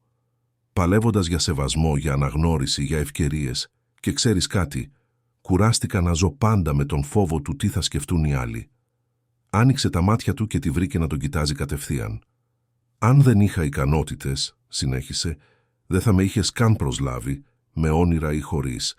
Αν δεν ήμουν καλή σε αυτό που κάνω, τα αποτελέσματα δεν θα μιλούσαν από μόνα τους. Οι άνθρωποι πάντα θα βρίσκουν λόγους να αμφισβητούν τις γυναίκες σε θέσεις ευθύνης. Πάντα θα ψάχνουν για εξηγήσεις που μειώνουν την αξία μας. Μαρίνα, δεν θέλω να σπαταλήσω κάτι εξαιρετικό από φόβο για την κριτική των άλλων. Η ζωή είναι πολύ μικρή γι' αυτό». Ο Αλέξανδρος την κοίταξε για πολλή ώρα, βλέποντας σε αυτήν τη δύναμη και την αποφασιστικότητα που τον είχαν ελκύσει από το πρώτο όνειρο. Είχε δίκιο. Θα ήταν τραγωδία να σπαταλήσουν κάτι τόσο σπάνιο εξαιτίας των κοινωνικών συμβάσεων. Άγγιξε το πρόσωπό της όπως είχε κάνει εκείνη, ο αντίχειράς του, να χαϊδεύει το μάγουλό της. «Τότε ας το κάνουμε σωστά», είπε. «Ας το επισημοποιήσουμε. Ας ενημερώσουμε τη διοίκηση, ας ακολουθήσουμε όλα τα πρωτόκολλα, ας διασφαλίσουμε ότι δεν υπάρχει άμεση σύγκρουση συμφερόντων. Αυτό σημαίνει ότι θα μιλήσω με τη Μαρία τη Δευτέρα για την πιθανότητα να αναφέρεσαι απευθείας σε εκείνη ή στον Στέφανο, διατηρώντας τη θέση σου στο έργο, αλλά αφαιρώντας την άμεση ιεραρχική εξάρτηση από εμένα». Η Μαρίνα χαμογέλασε. «Και μετά», είπε ο Αλέξανδρος σκύβοντας πιο κοντά, «θα ανακαλύψουμε πού μας οδηγούν αυτά τα όνειρα στην πραγματική ζωή». Όταν φιλήθηκαν ξανά, εκεί στο σιωπηλό γραφείο με την Αθήνα να λάμπει από το παράθυρο, η Μαρίνα ήξερε ότι η ζωή της είχε αλλάξει για πάντα. Όχι μόνο λόγω της δουλειάς, των ονείρων της ή του εξαιρετικού άντρα στην αγκαλιά της, αλλά επειδή είχε επιτέλους βρει το θάρρος να παλέψει για αυτό που ήθελε, ανεξάρτητα από τα εμπόδια. Έξω η πόλη συνέχιζε την ακατάπαυστη κίνησή της, αδιάφορη για το γεγονός ότι στον 40ο όροφο ενός κτηρίου στο Μαρούσι, δύο άνθρωποι ξαναέγραφαν τους κανόνες της δικής τους ζωής, επιλέγοντας την αδύνατη αγάπη αντί για την ασφάλεια του γνωστού. Αλλά δεν θα ήταν όλα τόσο απλά όσο υποδήλωνε εκείνη η τέλεια στιγμή. Την επόμενη Δευτέρα νέες προκλήσεις θα άρχιζαν να δοκιμάζουν τη δύναμη εκείνης της αγάπης που είχε γεννηθεί στα όνειρα και τώρα θα έπρεπε να επιβιώσει στην αδυσόπιτη πραγματικότητα του εταιρικού κόσμου και των κοινωνικών προσδοκιών. Η επόμενη Δευτέρα έφερε αλλαγές που αντίχησαν σε όλους τους ορόφους της Quantum Logic. Ο Αλέξανδρος είχε κανονίσει μια ιδιωτική συνάντηση με τη Μαρία Παναγιώτου στις 8 το πρωί, πριν καν αρχίσουν να έρχονται οι υπάλληλοι. Η συζήτηση ήταν άμεση και επαγγελματική, αλλά οι επιπτώσεις της διαδόθηκαν στην εταιρεία σαν σεισμικά κύματα. «Καταλαβαίνω την απόφασή σου, Αλέξανδρε», είπε η Μαρία, αφού άκουσε την εξήγησή του για την ανάγκη αναδιάρθρωσης της ιεραρχίας του κβαντικού έργου. «Είναι η υπεύθυνη στάση που πρέπει να κρατήσεις. Η Μαρίνα θα μεταφερθεί ώστε να αναφέρεται απευθείας σε μένα, διατηρώντας την τεχνική της θέση, αλλά αφαιρώντας οποιαδήποτε άμεση ιεραρχική εξάρτηση από εσένα. Και όσον αφορά την προσωπική κατάσταση, είστε ενήλικες και ελεύθεροι να κάνετε τις επιλογές σας. Η εταιρεία δεν παρεμβαίνει στην προσωπική ζωή των υπαλλήλων, εφόσον αυτό δεν επηρεάζει το εργασιακό περιβάλλον ή δεν δημιουργεί σύγκρουση συμφερόντων». Έκανε μια παύση. «Αλλά, Αλέξανδρε, πρέπει να καταλάβετε ότι θα είστε υπό συνεχή έλεγχο. Κάθε ευνοϊκή απόφαση για τη Μαρίνα θα αμφισβητείτε. Κάθε προαγωγή, αύξηση ή ειδικό έργο θα αντιμετωπίζετε με καχυποψία. Καταλαβαίνει τους κινδύνους. Ελπίζω, γιατί μόλις αυτό γίνει δημόσιο, και θα γίνει, δεν υπάρχει τρόπος να το αποφύγεις, δεν θα υπάρχει επιστροφή». Στις 10 το πρωί, ένα επίσημο email στάλθηκε σε όλη την ηγετική ομάδα, ανακοινώνοντας την οργανωτική αναδιάρθρωση. Η Μαρίνα Κωνσταντίνου, ανώτερη μηχανικός κβαντικών συστημάτων, θα αναφερόταν πλέον απευθείας στη Διευθύντρια Ανθρώπινου Δυναμικού για να διασφαλιστεί η καλύτερη διαχείριση του στρατηγικού έργου της εταιρείας. Η γλώσσα ήταν τεχνική και γραφειοκρατική, αλλά οποιοσδήποτε ελάχιστα παρατηρητικός κατάλαβε τον πραγματικό λόγο πίσω από την αλλαγή. Η Μαρίνα ήταν στο γραφείο της εξετάζοντας κώδικες όταν η Χριστίνα εμφανίστηκε στην πόρτα με μια ανήσυχη έκφραση. «Μαρίνα, η κυρία Παναγιώτου θα ήθελε να σου μιλήσει».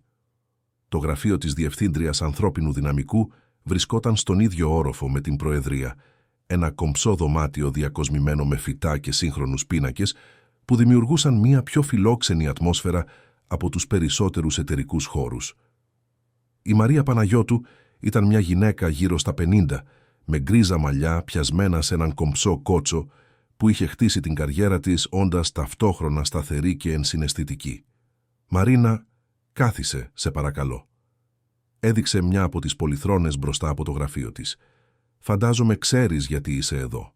Ο Αλέξανδρος μίλησε μαζί σας για την κατάστασή μας». «Μίλησε και τώρα πρέπει να μιλήσω εγώ μαζί σου». Η Μαρία έσκυψε μπροστά. «Μαρίνα, είσαι πανέξυπνη. Σε 2 εβδομάδες κατάφερες προόδους στο κβαντικό έργο που η προηγούμενη ομάδα χρειάστηκε μήνες για να πετύχει. Ο Στέφανος δεν σταματά να επενεί τη δουλειά σου και αυτό είναι σπάνιο από εκείνον». «Ευχαριστώ. Αλλά πρέπει να καταλάβεις την ευαίσθητη θέση στην οποία βρίσκεσαι τώρα. Ως γυναίκα σε αυτή την εταιρεία, ως μηχανικός σε έναν ανδροκρατούμενο τομέα και τώρα ως η γυναίκα που έχει σχέση με τον διευθύνοντα σύμβουλο». Έκανε μια παύση. «Κάθε σου κίνηση θα αναλύεται με μικροσκόπιο. Κάθε επιτυχία θα αμφισβητείται. Κάποιοι θα υποθέσουν ότι έφτασες εκεί που έφτασες από εύνοια, όχι από αξία». Η Μαρίνα ένιωσε μια γνώριμη αίσθηση εκνευρισμού να ανεβαίνει στο λαιμό της. «Και τι προτείνετε να κάνω?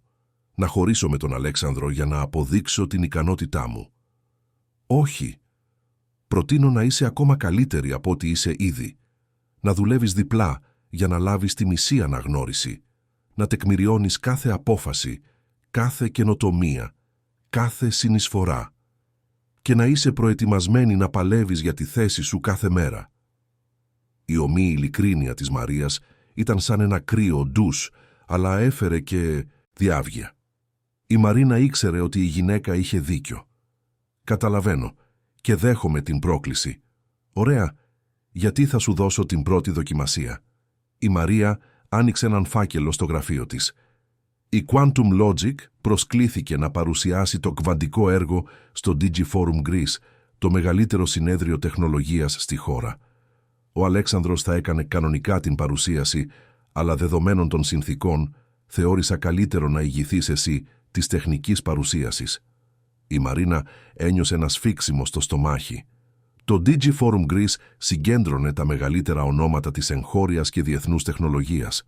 Θα ήταν μια τεράστια έκθεση, μια χρυσή ευκαιρία, αλλά και ένας τεράστιος κίνδυνος. Είναι ένας τρόπος να αποδείξω ότι είμαι εδώ για την αξία μου. Ακριβώς. Αν εντυπωσιάσεις το πιο απαιτητικό τεχνικό κοινό της χώρας, κανείς δεν θα μπορεί να αμφισβητήσει την ικανότητά σου. Η Μαρίνα πέρασε την υπόλοιπη εβδομάδα βυθισμένη στην προετοιμασία για το συνέδριο. Ο Αλέξανδρος διατηρούσε μια προσεκτική επαγγελματική απόσταση κατά τις ώρες εργασίας, αλλά οι νύχτες τους έγιναν ιδιωτικές συναντήσεις όπου συζητούσαν όχι μόνο στρατηγικές παρουσίασεις, αλλά και φόβους και ανησυχίες. Το προσωρινό διαμέρισμα της Μαρίνας ήταν μικρό αλλά άνετο, με μια κουζίνα ενιαίας διαρρύθμισης και ένα σαλόνι που μετατρεπόταν σε αυτοσχέδιο γραφείο. Ο Αλέξανδρος είχε γίνει μια σταθερή παρουσία εκεί, φτάνοντας μετά τη δουλειά με ταϊλανδέζικο ή ιταλικό φαγητό και μένοντας μέχρι αργά βοηθώντας την να τελειοποιήσει τις διαφάνειες της παρουσίασης. «Είσαι νευρική», παρατήρησε ένα βράδυ Πέμπτης, βλέποντάς την να ελέγχει την ίδια διαφάνεια για 10η φορά. «Τρομοκρατημένη θα ήταν μια πιο ακριβής περιγραφή», παραδέχτηκε η Μαρίνα, αποθηκεύοντας το αρχείο και κλείνοντας το λάπτοπ. «Αλέξανδρε, αν αποτύχω σε αυτή την παρουσίαση, δεν θα αποτύχεις. Αλλά αν αποτύχω, θα επιβεβαιώσω όλες τις προκαταλήψεις εναντίον μου. Θα πούν ότι με έβαλες σε μια θέση πέρα από τις δυνατότητές μου λόγω της σχέσης μας». Ο Αλέξανδρος σηκώθηκε από τον καναπέ και πήγε κοντά της, βάζοντας τα χέρια του στους ώμους της. «Μαρίνα, κοίταξέ με. Εκείνη σήκωσε τα μάτια της για να συναντήσει το αποφασιστικό του βλέμμα. «Θα λάμψεις σε αυτή την ομιλία γιατί είσαι εξαιρετική, όχι επειδή το λέω εγώ ως το αγόρι σου». Η λέξη ακούστηκε παράξενη βγαίνοντας από τα χείλη του, σχεδόν εφηβική για δύο επιτυχημένους ενήλικες, αλλά επειδή τα αποτελέσματά σου μιλούν από μόνα τους.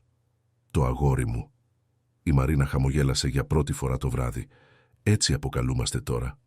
Ο Αλέξανδρος γέλασε, ένας χαμηλός ήχος που είχε μάθει να αγαπά.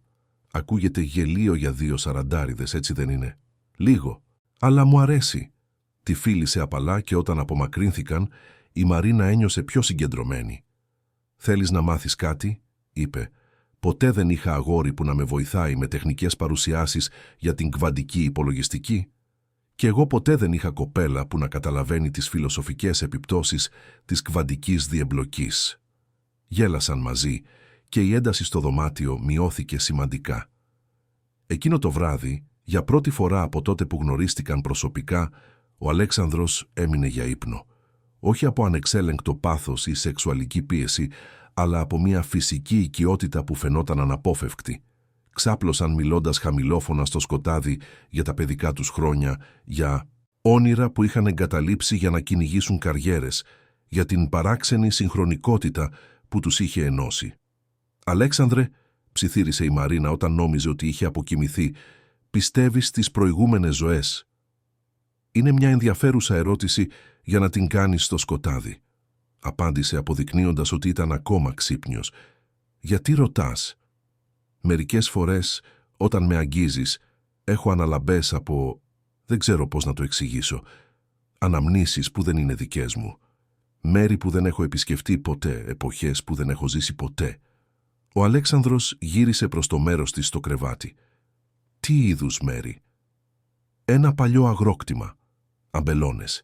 Ένα αρχοντικό σπίτι με μεγάλες βεράντες», σταμάτησε. «Και είσαι πάντα εκεί.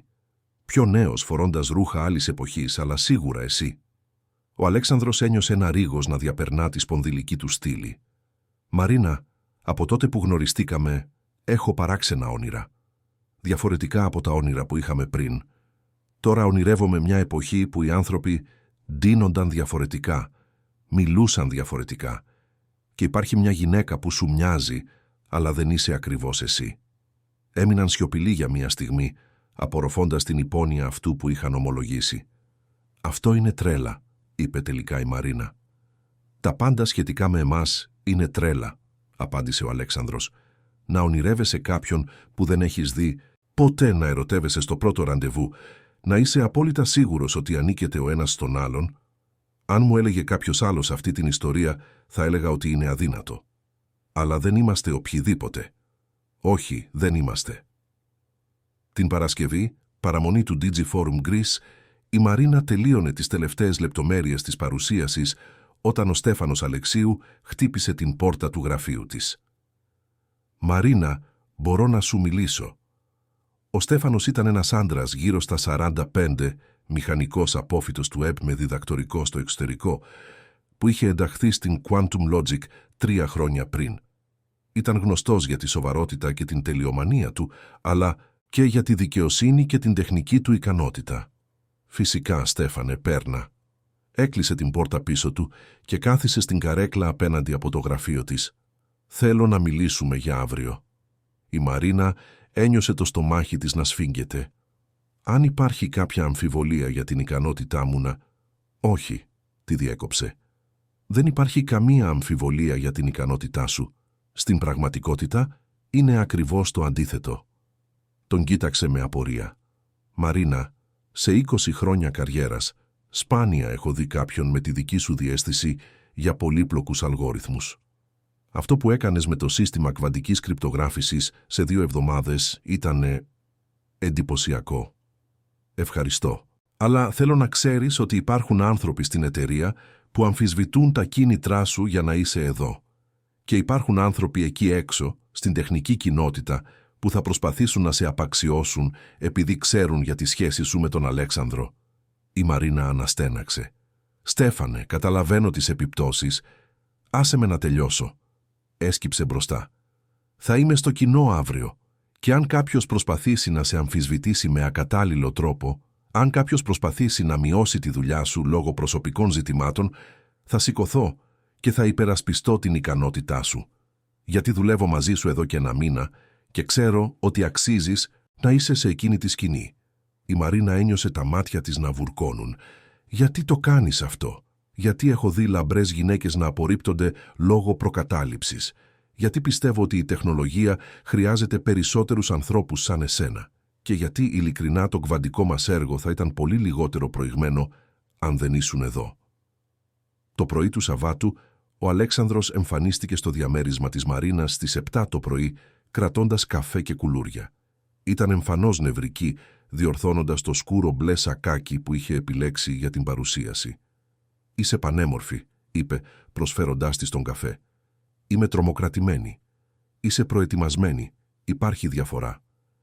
Πήραν πρωινό σε μια άνετη σιωπή, με τον Αλέξανδρο να αντιλαμβάνεται ότι η Μαρίνα χρειαζόταν πνευματικό χώρο για να συγκεντρωθεί. Όταν ήρθε η ώρα να φύγουν, τη φίλησε στο μέτωπο. «Θα είμαι στην πρώτη σειρά», είπε. Όχι ως διευθύνων σύμβουλος της Quantum Logic, αλλά ως ο άντρας που έχει το προνόμιο να αγαπά την πιο έξυπνη γυναίκα που έχει γνωρίσει ποτέ. Το Μέγαρο Μουσικής Αθηνών ήταν γεμάτο.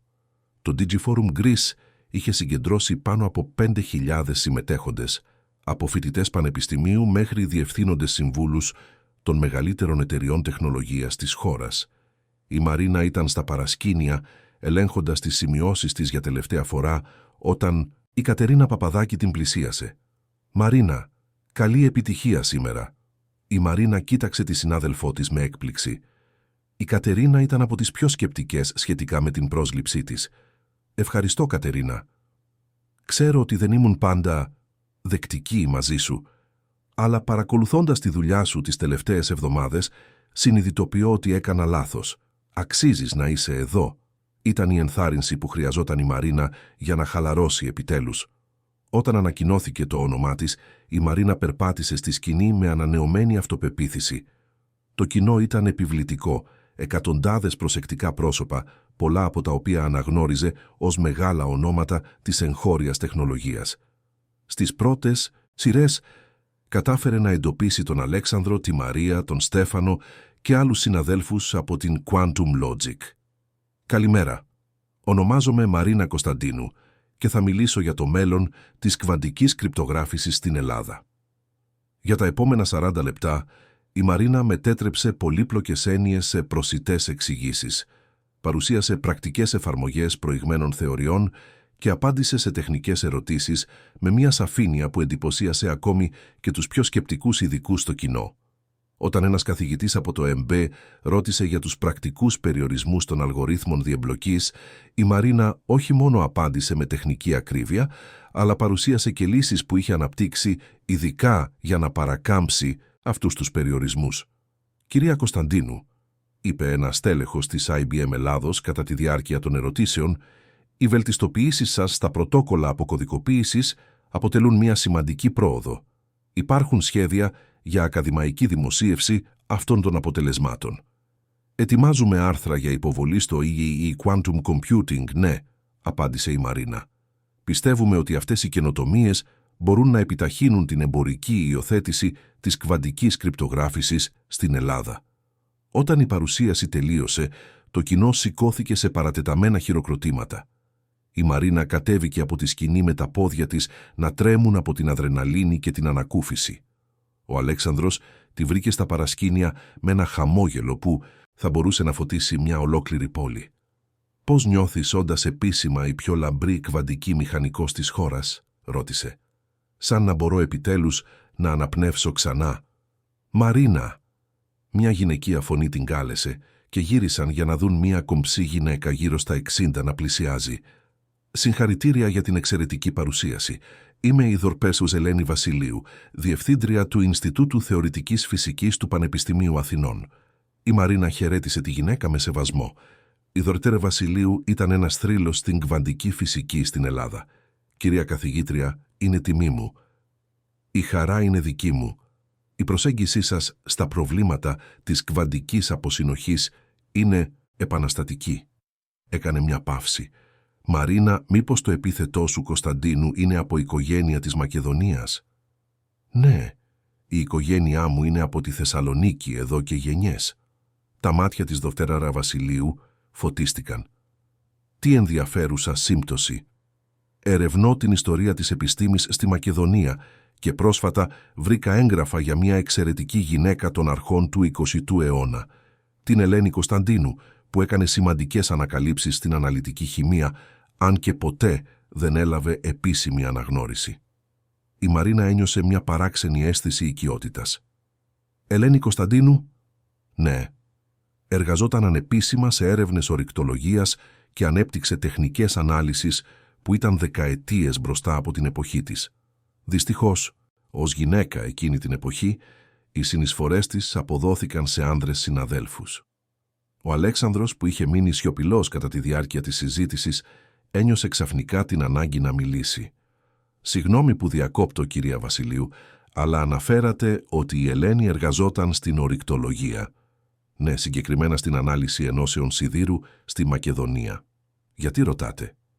«Η οικογένειά μου είναι επίσης από τη Μακεδονία και πρόσφατα βρήκα παλιά έγγραφα που ανέφεραν ερευνητικές συνεργασίες μεταξύ της Ελένης Κωνσταντίνου και του προπάπου μου, του Δημήτρη Γεωργίου.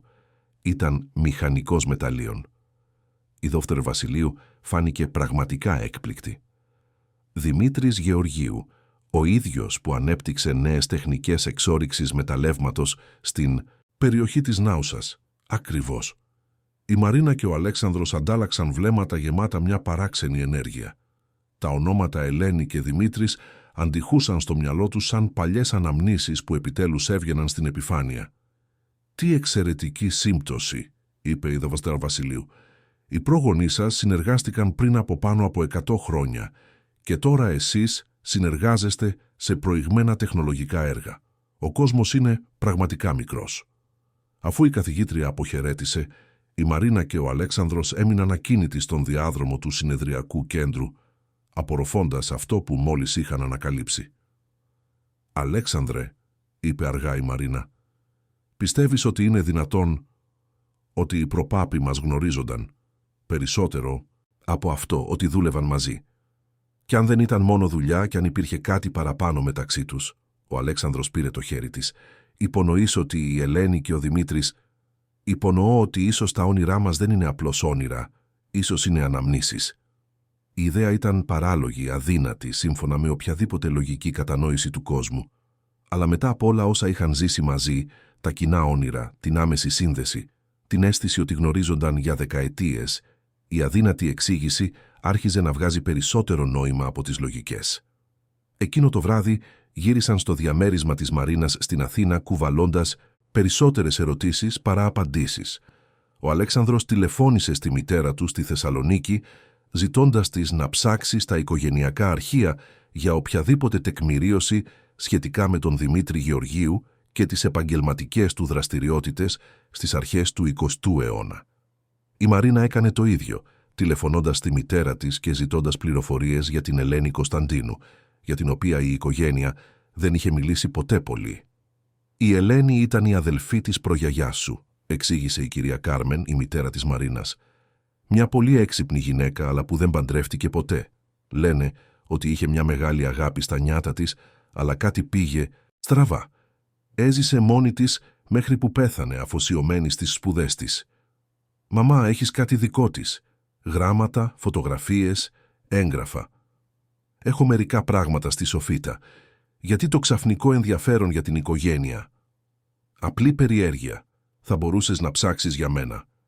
Ενώ η Μαρίνα μιλούσε με τη μητέρα της, ο Αλέξανδρος λάμβανε παρόμοιες πληροφορίες από τη δική του. Ο Δημήτρης Γεωργίου ήταν ένας λαμπρός άντρας που είχε φέρει επανάσταση στις τεχνικές εξόρυξης στη Μακεδονία, αλλά που είχε πεθάνει άγαμος και φαινομενικά μοναχικός, αφιερώνοντας τη ζωή του εξ ολοκλήρου στη δουλειά. «Δύο λαμπροί άνθρωποι», παρατήρησε ο Αλέξανδρος αφού έκλεισαν τα τηλέφωνα, «που συνεργάστηκαν, επαγγελματικά παρέμειναν άγαμοι και προφανώς είχαν ζωές σημαδεμένες από τη μοναξιά. Σαν να είχαν χάσει κάτι σημαντικό και να μην μπόρεσαν ποτέ να συνέλθουν». Κάθισαν στον καναπέ, με τα χέρια πλεγμένα, κοιτάζοντας τη νυχτερινή πόλη από το παράθυρο. «Μαρίνα», είπε τελικά ο Αλέξανδρος. «Αυτό που συνέβη σήμερα άλλαξε τα πάντα για μένα. Η παρουσίαση. Όχι μόνο αυτό. Το να σε βλέπω σε εκείνη τη σκηνή, να κυριαρχείς στην προσοχή εκατοντάδων ανθρώπων, να μιλάς με αυθεντία για θέματα που κατέχεις απόλυτα. Συνειδητοποίησα ότι δεν είμαι απλώς ερωτευμένος μαζί σου. Είμαι περήφανος για σένα». Η Μαρίνα ένιωσε την καρδιά της να χτυπά πιο γρήγορα. «Αλέξανδρε, θέλω να έρθεις να μείνεις μαζί μου. Επίσημα. Όχι μόνο μερικές νύχτες την εβδομάδα, αλλά αληθινά. Θέλω να ξυπνάω κάθε μέρα ξέροντας ότι είσαι εκεί. Θέλω να χτίσω μια ζωή μαζί σου». Ήταν μια πρόταση που θα άλλαζε τα πάντα. Θα άλλαζε τη δυναμική στη δουλειά, θα έκανε τη σχέση ακόμα πιο δημόσια, θα εξάλειφε κάθε πιθανότητα υποχώρησης.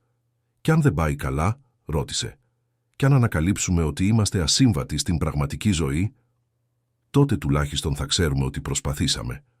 Αλλά Μαρίνα, μετά από όλα όσα ζήσαμε, αφού ανακαλύψαμε ότι ακόμη και οι πρόγονοί μας ήταν συνδεδεμένοι, πιστεύεις πραγματικά ότι αυτό είναι σύμπτωση?» Η Μαρίνα κοίταξε αυτόν τον άντρα που είχε εμφανιστεί πρώτα στα όνειρά της, μετά στην πραγματική της ζωή, και τώρα τη ζητούσε να μοιραστούν ένα μέλλον. Σκέφτηκε την Ελένη και τον Δημήτρη, μια αγάπη που προφανώς δεν είχε την ευκαιρία να πραγματοποιηθεί πλήρως. «Όχι», είπε τελικά, «δεν πιστεύω στις συμπτώσεις, πιστεύω στο πεπρωμένο». Ο Αλέξανδρος χαμογέλασε και τη φίλησε απαλά. «Άρα είναι ένα ναι. Είναι ένα ναι σε όλα. Στο να μείνουμε μαζί, να αντιμετωπίσουμε τις προκλήσεις, να ανακαλύψουμε τα μυστικά της Ελένης και του Δημήτρη. Να χτίσουμε τη ζωή που ίσως εκείνοι δεν είχαν την ευκαιρία να χτίσουν». Έξω η Αθήνα συνέχιζε το νυχτερινό της χορό από φώτα και κίνηση, αλλά στο μικρό προσωρινό διαμέρισμα της Μαρίνας, δύο άνθρωποι είχαν επιτέλους βρει το θάρρος να ποντάρουν τα πάντα ο ένας στον άλλον, χτίζοντας πάνω σε θεμέλια που φαινόταν να είχαν φυτευτεί δεκαετίες πριν γεννηθούν. Το παρελθόν και το παρόν συνυφαίνονταν με τρόπους που ακόμα δεν καταλάβαιναν πλήρως, αλλά που υπόσχονταν να αποκαλύψουν αλήθειες που θα μεταμόρφωναν όχι μόνο τις ζωές τους, αλλά και την κατανόησή τους για την ίδια την αγάπη και τις μυστηριώδεις δυνάμεις που συνδέουν τις ψυχές μέσα στον χρόνο. Η μετακόμιση. Στο διαμέρισμα του Αλέξανδρου, στην Κηφισιά έγινε μια ηλιόλουστη Τρίτη του Οκτωβρίου. Η Μαρίνα παρακολουθούσε τους μεταφορείς να μεταφέρουν τα λιγοστά της υπάρχοντα, δύο μεγάλες βαλίτσες, ένα κουτί με τεχνικά βιβλία και έναν προσωπικό υπολογιστή, στο ασανσέρ του πιο πολυτελούς κτηρίου, στο οποίο είχε πατήσει ποτέ το πόδι της. Ήταν σουρεαλιστικό να σκέφτεται ότι μόλις 3 μήνες πριν ζούσε μόνη της στη Θεσσαλονίκη με μια προβλέψιμη και οργανωμένη ζωή και τώρα μετακόμιζε σε ένα ρετιρέ με τον άντρα που είχε εμφανιστεί πρώτα στα όνειρά της. Το διαμέρισμα του Αλέξανδρου ήταν ο ορισμός της σύγχρονης ανδρικής κομψότητας. Παράθυρα από το πάτωμα μέχρι την οροφή προσέφεραν μια θέα 180 μοιρών της πόλης. Η διακόσμηση συνδύαζε μοντέρνα έπιπλα με μερικά κλασικά κομμάτια και υπήρχε μια βιβλιοθήκη που καταλάμβανε έναν ολόκληρο τοίχο του κυρίως σαλονιού. Η Μαρίνα περπάτησε στους χώρους προσπαθώντας να φανταστεί τη ζωή της σε αυτούς τους χώρους που έμοιαζαν βγαλμένοι από περιοδικό διακόσμησης. «Πώς σου φαίνεται?» ρώτησε ο Αλέξανδρος, παρακολουθώντας την να εξερευνά αυτό που τώρα θα ήταν και δικό της σπίτι. «Είναι πανέμορφο, επιβλητικό αλλά πανέμορφο». «Επιβλητικό». Η Μαρίνα έκανε μια χειρονομία γύρω της. «Αλέξανδρε, αυτό το διαμέρισμα πιθανότατα αξίζει περισσότερο από ό,τι κέρδισε η οικογένειά μου σε μια δεκαετία. Είναι δύσκολο να μην νιώθω σαν εισβολέας». Ο Αλέξανδρος την πλησίασε, βάζοντας τα χέρια του στους ώμους της. «Μαρίνα, αυτό είναι το σπίτι σου τώρα, το σπίτι μας. Και αν υπάρχει κάτι εδώ που σε ενοχλεί, το αλλάζουμε». «Δεν είναι αυτό. Είναι απλώς μια συνεχής υπενθύμηση ότι προερχόμαστε από πολύ διαφορετικούς κόσμους». «Και λοιπόν», ρώτησε απαλά, «οι κόσμοι μας συναντήθηκαν. Αυτό δεν είναι σύμπτωση, θυμάσαι?» Την ίδια εβδομάδα, οι απαντήσεις στις οικογενειακές τους έρευνες άρχισαν να φτάνουν. Η μητέρα του Αλέξανδρου βρήκε ένα κουτί με έγγραφα στη σοφίτα του σπιτιού στη Θεσσαλονίκη, γράμματα, κιτρινισμένες φωτογραφίες και ακόμη και μερικά ημερολόγια γραμμένα με τον κομψό γραφικό χαρακτήρα του Δημήτρη Γεωργίου. Η μητέρα της Μαρίνας ήταν εξίσου επιτυχημένη, εντοπίζοντας έναν φθαρμένο δερμάτινο φάκελο που ανήκε στην Ελένη, ο οποίος περιείχε αλληλογραφία, επιστημονικές σημειώσεις και μερικές φωτογραφίες των αρχών του 20ου αιώνα. Ο Αλέξανδρος έφτασε στο σπίτι μια Παρασκευή κουβαλώντας 2 κουτιά που του είχε στείλει η μητέρα του από τη Θεσσαλονίκη. Η Μαρίνα είχε ήδη παραλάβει τα έγγραφα της οικογένειάς της την προηγούμενη μέρα. Κάθισαν στο σαλόνι, απλώνοντας χαρτιά πάνω στο τραπεζάκι σαν detective που προσπαθούν να λύσουν ένα μυστήριο 100 ετών. «Κοίτα αυτό», είπε η Μαρίνα, δείχνοντας μια ξεθοριασμένη φωτογραφία. «Η Ελένη ήταν περίπου στην ηλικία μου όταν τραβήχτηκε αυτή η φωτογραφία». Ο Αλέξανδρος μελέτησε την εικόνα. Η ομοιότητα ήταν ανησυχητική. Η γυναίκα στη φωτογραφία είχε τα ίδια εκφραστικά μάτια με τη Μαρίνα, την ίδια αποφασιστική γραμμή του σαγονιού, ακόμη και έναν παρόμοιο τρόπο να γέρνει το κεφάλι. «Και αυτός εδώ», είπε, δείχνοντας μια φωτογραφία του Δημήτρη με επίσημο ένδυμα, «θα μπορούσε να είναι ο δίδυμος αδελφός μου». Οι φυσικές ομοιότητες ήταν αδύνατο να αγνοηθούν, αλλά ήταν τα γραπτά έγγραφα που πραγματικά τους έκοψαν την ανάσα. Το πρώτο γράμμα που βρήκαν είχε γραφτεί από την Ελένη το 1923. «Αγαπητέ μου Δημήτρη, οι ανακαλύψεις μας σχετικά με την ορυκτολογική σύνθεση της περιοχής της Έδεσας ξεπέρασαν κάθε προσδοκία. Οι υπολογισμοί σου για την εξόρυξη σιδήρου σε συνδυασμό με τις χημικές μου αναλύσεις δημιούργησαν μια συνέργεια που δεν φανταζόμουν ποτέ δυνατή. Το να δουλεύω δίπλα σου δεν ήταν μόνο παραγωγικό, αλλά σημαντικό με έναν τρόπο που ξεπερνά την επιστήμη.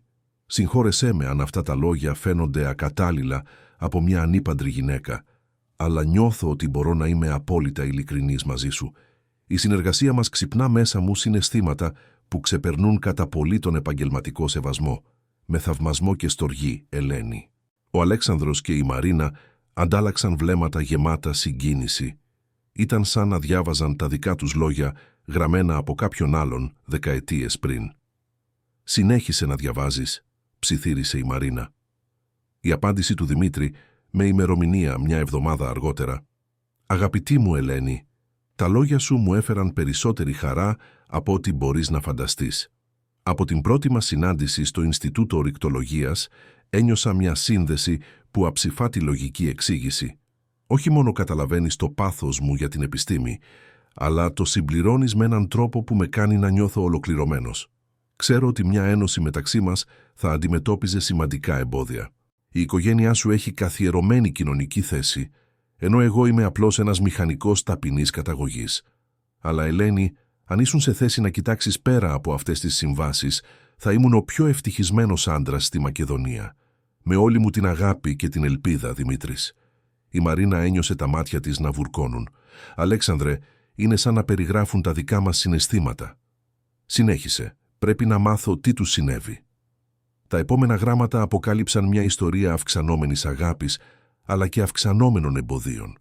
Η οικογένεια της Ελένης, ιδιοκτήτρια ενός από τα μεγαλύτερα αγροκτήματα της περιοχής, δεν έβλεπε με καλό μάτι τη σχέση της κόρης τους με έναν απλό τεχνικό υπάλληλο.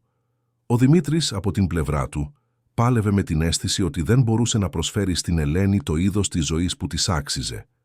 Ένα ιδιαίτερα οδυνηρό γράμμα από την Ελένη, με ημερομηνία Δεκέμβριος 1923.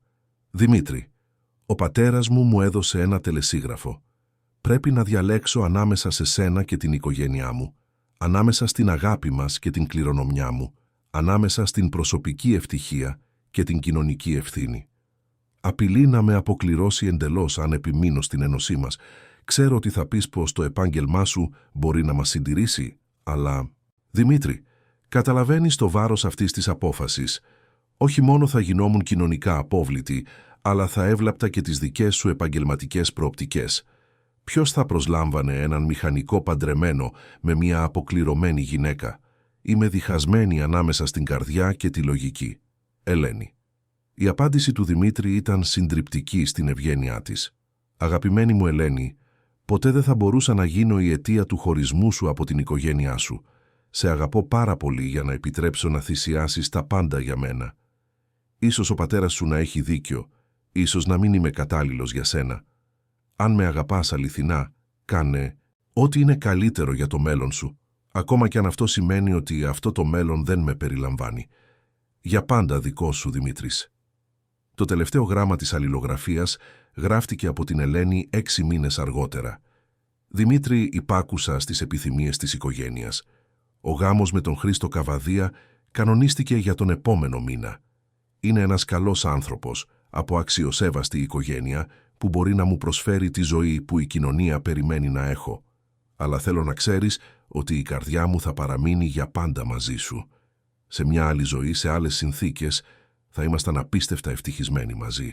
Ελπίζω να βρεις κάποια που να μπορεί να σε αγαπήσει όπως σου αξίζει να σε αγαπούν. Ελένη. Η Μαρίνα έκλαιγε όταν τελείωσε την ανάγνωση του γράμματος. Ο Αλέξανδρος την τράβηξε στην αγκαλιά του, νιώθοντας έναν πόνο στο στήθος που δεν μπορούσε να εξηγήσει λογικά. Αγαπιόντουσαν, λίγησε, αλλά δεν είχαν το θάρρος να παλέψουν ενάντια στις συμβάσεις. Η Ελένη παντρεύτηκε έναν άλλον άντρα για να διατηρήσει την κοινωνική θέση της οικογένειας. Και ο Δημήτρης την άφησε να το κάνει, γιατί πίστευε ότι δεν ήταν αρκετά καλός για αυτήν. Ο Αλέξανδρος χάιδεψε τα μαλλιά της Μαρίνας. Αγάπη θυσιασμένη για την κοινωνική σύμβαση. Μια κλασική τραγωδία. Πέρασαν ολόκληρο το Σαββατοκύριακο διαβάζοντας περισσότερα έγγραφα, ανακαλύπτοντας ότι η Ελένη είχε έναν δυστυχισμένο γάμο με τον Χρήστο Καβαδία, ο οποίος πέθανε από φυματίωση 3 χρόνια αργότερα, αφήνοντας την χήρα και άτεκνη. Ο Δημήτρης δεν παντρεύτηκε ποτέ, αφιερώνοντας τη ζωή του εξ ολοκλήρου στη δουλειά και πεθαίνοντας στα 52 του από καρδιακή προσβολή. 2 σπαταλημένες ζωές, παρατήρησε η Μαρίνα το βράδυ της Κυριακής. 2 εξαιρετικοί άνθρωποι που απαρνήθηκαν την ευτυχία από φόβο για την κοινωνική κριτική. «Πιστεύεις», είπε αργά ο Αλέξανδρος, «ότι τα όνειρά μας είναι κατά κάποιο τρόπο αυτοί που προσπαθούν να ζήσουν μέσα από εμάς? Ξέρω ότι ακούγεται αδύνατο. Τα πάντα σχετικά με εμάς ακούγονται αδύνατα. Αλλά Μαρίνα, από τότε που διαβάσαμε αυτά τα γράμματα, τα όνειρά μου άλλαξαν ξανά». Η Μαρίνα ανασηκώθηκε. «Και τα δικά μου. Τώρα ονειρεύομαι συγκεκριμένες σκηνές από τη ζωή τους. Το αγρόκτημα, το αυτοσχέδιο εργαστήριο, όπου έκανε τις χημικές της αναλύσεις, τη στιγμή που τη ζήτησε το χέρι της σε γάμο. Και απαντάς ναι στο όνειρο. Πάντα. Και μετά ξυπνάω νιώθοντας σαν να έχω χάσει κάτι πολύτιμο». Ο Αλέξανδρος σηκώθηκε και περπάτησε προς το παράθυρο, παρατηρώντας τα φώτα της Αθήνας. «Μαρίνα, κι αν ζούμε μια δεύτερη ευκαιρία, όχι με την σάρκωση, όχι κυριολεκτικά, αλλά μια ευκαιρία για την αγάπη που δεν κατάφεραν να ζήσουν, να πραγματοποιηθεί μέσα από εμάς. Θα ήταν μια εξήγηση για το γιατί νιώθουμε τόσο συνδεδεμένοι από την πρώτη στιγμή. Και θα εξηγούσε γιατί τα όνειρά μας ξεκίνησαν ακριβώς όταν πήρα την απόφαση να προσλάβω κάποιον για να δουλέψει στο κβαντικό έργο, σαν το σύμπαν να περίμενε την κατάλληλη στιγμή για να μας βάλει στον ίδιο δρόμο. Τη Δευτέρα επέστρεψαν στη δουλειά με μια νέα προοπτική για τη σχέση τους, αλλά και με νέες προκλήσεις. Η είδηση ότι ζούσαν μαζί είχε διαδοθεί στην εταιρεία, προκαλώντας ανάμεικτες αντιδράσεις. Η Μαρία Παναγιώτου τους κάλεσε για μια ιδιωτική συζήτηση. «Πρέπει να ξέρετε», είπε, «ότι ορισμένα μέλη του Διοικητικού Συμβουλίου αμφισβητούν αν ο Αλέξανδρος μπορεί να διατηρήσει την αντικειμενικότητα που απαιτείται για να ηγηθεί της εταιρείας». «Με ποιον τρόπο?» ρώτησε ο Αλέξανδρος. «Υπάρχουν φήμες ότι δίνεις προτεραιότητα σε έργα που αναδεικνύουν τη Μαρίνα, ότι σκέφτεσαι να την προαγάγεις πρόωρα, ότι οι επιχειρηματικές σου αποφάσεις επηρεάζονται από προσωπικά ζητήματα». Η Μαρίνα ένιωσε το στομάχι της να σφίγγεται. «Είναι αλήθεια». «Φυσικά και δεν είναι αλήθεια», απάντησε αμέσως ο Αλέξανδρος. «Όλες οι αποφάσεις μου βασίζονται στην αξία και τις ανάγκες της εταιρείας. Το ξέρω εγώ, το ξέρετε εσείς, αλλά η αντίληψη γίνεται πραγματικότητα στον εταιρικό κόσμο». Η Μαρία έσκυψε μπροστά. «Άκουσα ότι ο Άγγελος Σταυρόπουλος εκμεταλλεύεται αυτή την κατάσταση για να αμφισβητήσει την ηγεσία σου». Ο Άγγελος Σταυρόπουλος ήταν ο εκτελεστικός αντιπρόεδρος της Quantum Logic, ένας φιλόδοξος άντρας γύρω στα 50 που πάντα εποφθαλμιούσε τη θέση του Αλέξανδρου. Ήταν γνωστός για την ικανότητά του, αλλά και για την πολιτική και καιροσκοπική του φύση. «Τι ακριβώς λέει?» ρώτησε ο Αλέξανδρος. ότι θέτει σε κίνδυνο το μέλλον της εταιρείας για ένα παράλογο πάθος. Ότι τοποθετεί τη Μαρίνα σε θέσεις ευθύνης, όχι για την ικανότητά της, αλλά από ευνοιοκρατία. Και ότι ίσως είναι καιρός η εταιρεία να έχει μια πιο σταθερή ηγεσία. Η Μαρίνα σηκώθηκε απότομα. «Ίσως θα έπρεπε να παραιτηθώ». «Όχι», είπε σταθερά ο Αλέξανδρος. «Δεν θα παραιτηθείς λόγω των πολιτικών φιλοδοξιών του Άγγελου». «Αλλά Αλέξανδρε, αν η παρουσία μου εδώ βλάπτει τη θέση σου...» «Η παρουσία σου εδώ ενισχύει την εταιρεία μας. Τα αποτελέσματα μιλούν από μόνα τους. Το κβαντικό έργο έχει προχωρήσει περισσότερο σε 3 μήνες μαζί σου παρά στα 2 προηγούμενα χρόνια». Η Μαρία παρακολουθούσε την αλληλεπίδραση με ενδιαφέρον. «Αλέξανδρε, πρέπει να είστε στρατηγικοί». «Μαρίνα, πρέπει να είσαι ακόμα πιο άψογη στην απόδοσή σου. Και Αλέξανδρε, πρέπει να τεκμηριώνεις σχολαστικά όλες τις αποφάσεις που σχετίζονται με τη Μαρίνα, ώστε να είναι σαφές ότι βασίζονται στην αξία». «Υπάρχει κάτι άλλο που πρέπει να ξέρουμε?» ρώτησε η Μαρίνα. Η Μαρία δίστασε. «Υπάρχουν φήμες ότι ο Άγγελος προσπαθεί να πείσει ορισμένους επενδυτές ότι η τρέχουσα ηγεσία της εταιρείας είναι ασταθής. Αν καταφέρει να εξασφαλίσει αρκετή υποστήριξη, μπορεί να επιβάλλει ψήφο εμπιστοσύνης στο Συμβούλιο». Ο Αλέξανδρος ένιωσε έναν ψυχρό θυμό να ανεβαίνει στον λαιμό του. Είχε χτίσει αυτή την εταιρεία από το 0, δουλεύοντας 16 ώρες την ημέρα για χρόνια, και τώρα ο Άγγελος χρησιμοποιούσε την προσωπική του σχέση ως πολιτικό όπλο. «Πόσο χρόνο έχουμε?» ρώτησε. «Η επόμενη συνεδρίαση του Συμβουλίου είναι σε 2 εβδομάδες. Αν ο Άγγελος πρόκειται να κάνει κάποια κίνηση, θα την κάνει εκεί». Εκείνο το βράδυ, ο Αλέξανδρος και η Μαρίνα περπάτησαν σιωπηλοί στους κήπους του συγκροτήματος. Το βάρος της κατάστασης πλανιόταν ανάμεσά τους σαν ένα καταιγιδοφόρο σύννεφο. «Μαρίνα», είπε τελικά ο Αλέξανδρος, «θέλω να ξέρεις ότι αν χρειαστεί να διαλέξω ανάμεσα σε σένα και την εταιρεία...» «Μην το λες αυτό. Διαλέγω εσένα, χωρίς δισταγμό». Η Μαρίνα σταμάτησε να περπατά και γύρισε προς το μέρος του. «Αλέξανδρε, δεν μπορείς να πετάξεις ό,τι έχτισες για μένα. Η εταιρεία είναι σημαντική, αλλά εσύ είσαι απαραίτητη. Η διαφορά είναι ότι μπορώ να χτίσω μια άλλη εταιρεία, αλλά δεν θα βρω ποτέ μια άλλη εσένα. Και αν δεν χρειαστεί να διαλέξουμε, και αν υπάρχει μια τρίτη επιλογή, ποια επιλογή?» Η Μαρίνα χαμογέλασε, αλλά ήταν ένα αποφασιστικό, σχεδόν άγριο χαμόγελο. Η Ελένη εγκατέλειψε τον αγώνα για την αγάπη. Ο Δημήτρης αποδέχτηκε ότι δεν ήταν αρκετά καλός. Άφησαν τις κοινωνικές συμβάσεις και τον φόβο να νικήσουν. «Μαρίνα, τι σκέφτεσαι?» «Σκέφτομαι ότι ίσως αυτή είναι ακριβώς η δοκιμασία που χρειαζόταν να αντιμετωπίσουμε, όχι μόνο ως ζευγάρι, αλλά ως μια συνέχεια της ιστορίας που δεν κατάφεραν να ολοκληρώσουν». Ο Αλέξανδρος τη μελέτησε στο σκοτάδι. «Θέλεις να παλέψεις ενάντια στον Άγγελο?» «Θέλω να παλέψω για εμάς, για το δικαίωμά μας να είμαστε μαζί, χωρίς να χρειάζεται να κρυβόμαστε ή να απολογούμαστε. Για την εταιρεία σου που έχτισες με υδρότα και αφοσίωση. Και ναι, ίσως και για την Ελένη και τον Δημήτρη που δεν είχαν το θάρρος να κάνουν αυτό που εμείς ετοιμαζόμαστε να κάνουμε. Δηλαδή, να αντιμετωπίσουμε τον κόσμο με το κεφάλι ψηλά και να αποδείξουμε ότι η αγάπη μας κάνει πιο δυνατούς, όχι πιο αδύναμους». Την επόμενη εβδομάδα η Μαρίνα δούλεψε με μια ένταση που εντυπωσίασε ακόμη και τον Στέφανο. Ανέπτυξε 3 σημαντικές καινοτομίες στα πρωτόκολλα κβαντικής ασφάλειας, βελτιστοποίησε αλγόριθμους που καθυστερούσαν την ανάπτυξη για μήνες και ετοίμασε μια τεχνική παρουσίαση που θα παρουσιαζόταν στο Συμβούλιο ως απτή απόδειξη της συνεισφοράς της. Ο Αλέξανδρος, από την πλευρά του, συνέταξε μια σχολαστική τεκμηρίωση όλων των αποφάσεων που σχετίζονταν με τη Μαρίνα, συμπεριλαμβανομένων αξιολογήσεων απόδοσης, συγκρίσεων με άλλους υπαλλήλους και αντικειμενικών μετρήσεων που αποδείκνυαν την αξία της για την εταιρεία. Αλλά ήταν ο Στέφανος Αλεξίου που έφερε το πιο ισχυρό όπλο για τη μάχη που πλησίαζε. «Αλέξανδρε», είπε, μπαίνοντας στο γραφείο ένα απόγευμα Πέμπτης, «πρέπει να σου δείξω κάτι». Έβαλε ένα τυπωμένο γράμμα πάνω στο τραπέζι. «Το έλαβα σήμερα από το IEE Quantum Computing. Το άρθρο που υπέβαλε η Μαρίνα για τις καινοτομίες της στην κβαντική κρυπτογράφηση έγινε δεκτό για δημοσίευση. Είπαν ότι είναι μία από τις πιο σημαντικές συνεισφορές στον τομέα τα τελευταία 5 χρόνια». Ο Αλέξανδρος διάβασε το γράμμα 2 φορές. Αυτό είναι η Μαρίνα να αναγνωρίζεται διεθνώς ως μία από τις κορυφαίες ερευνήτριες στην κβαντική υπολογιστική στον κόσμο. Κάθε αμφισβήτηση της ικανότητάς της τελειώνει εδώ. Το ξέρει. Όχι ακόμα. Ήθελα να μιλήσω πρώτα μαζί σου. Ο Στέφανος κάθισε.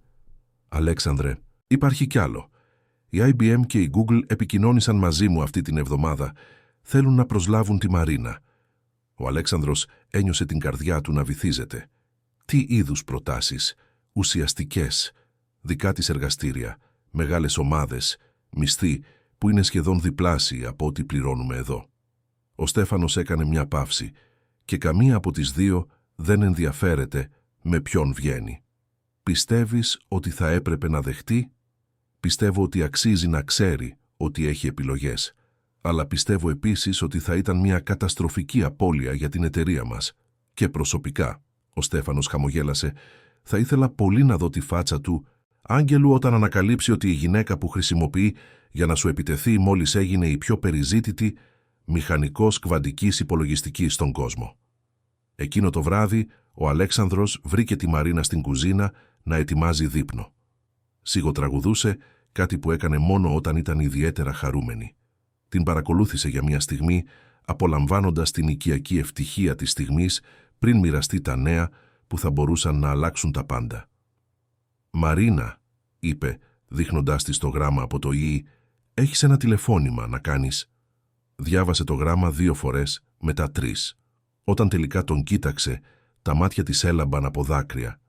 «Αλέξανδρε, αυτό σημαίνει ότι μόλις έγινες επίσημα μία από τις μεγαλύτερες αυθεντίες παγκοσμίως στην κβαντική κρυπτογράφηση». «Τα κατάφερα», ψιθύρισε. «Πραγματικά τα κατάφερα». Ο Αλέξανδρος τη φίλησε απαλά. «Και υπάρχει κι άλλο». Της είπε για τις προτάσεις της IBM και της Google, παρακολουθώντας τις εκφράσεις της να αλλάζουν από έκπληξη σε περισυλλογή. «Είναι δελεαστικές προσφορές», είπε τελικά. «Είναι εξαιρετικές προσφορές», διόρθωσε ο Αλέξανδρος, «και πρέπει να τις εξετάσεις σοβαρά». Η Μαρίνα τον μελέτησε. «Θέλεις να φύγω. Θέλω να κάνεις ό,τι είναι καλύτερο για την καριέρα σου. Πάντα αυτό ήθελα». «Αυτό δεν απαντά στην ερώτησή μου».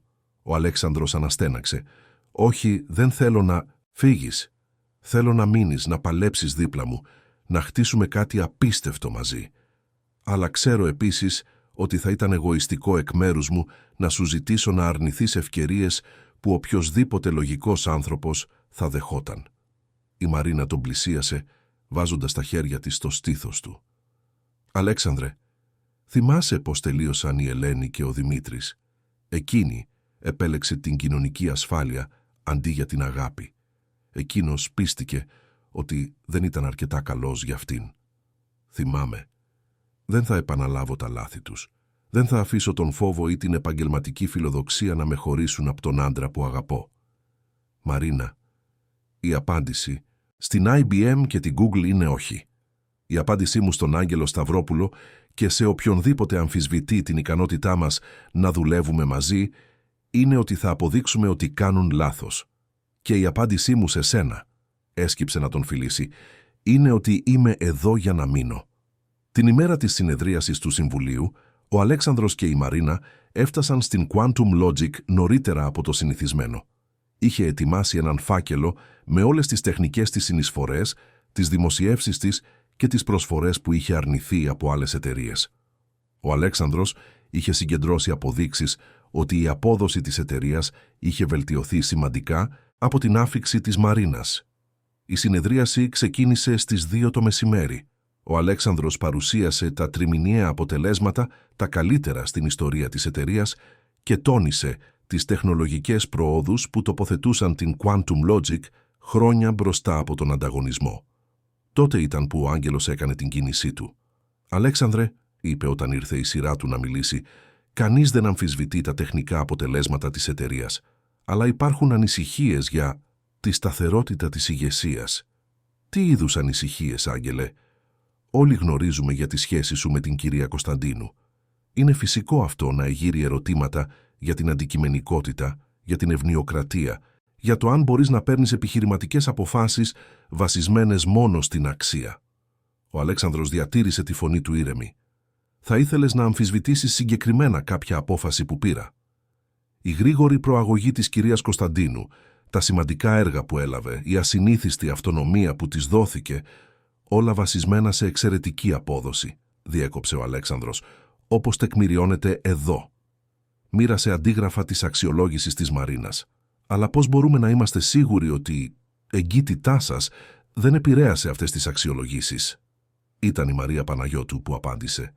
Επειδή διεξήγαγα ανεξάρτητες αξιολογήσεις και επειδή άλλα τμήματα επιβεβαίωσαν τα αποτελέσματα και επειδή, χαμογέλασε, η κυρία Κωνσταντίνου μόλις αναγνωρίστηκε διεθνώς ως μία από τις κορυφαίες αυθεντίες παγκοσμίως στην κβαντική υπολογιστική.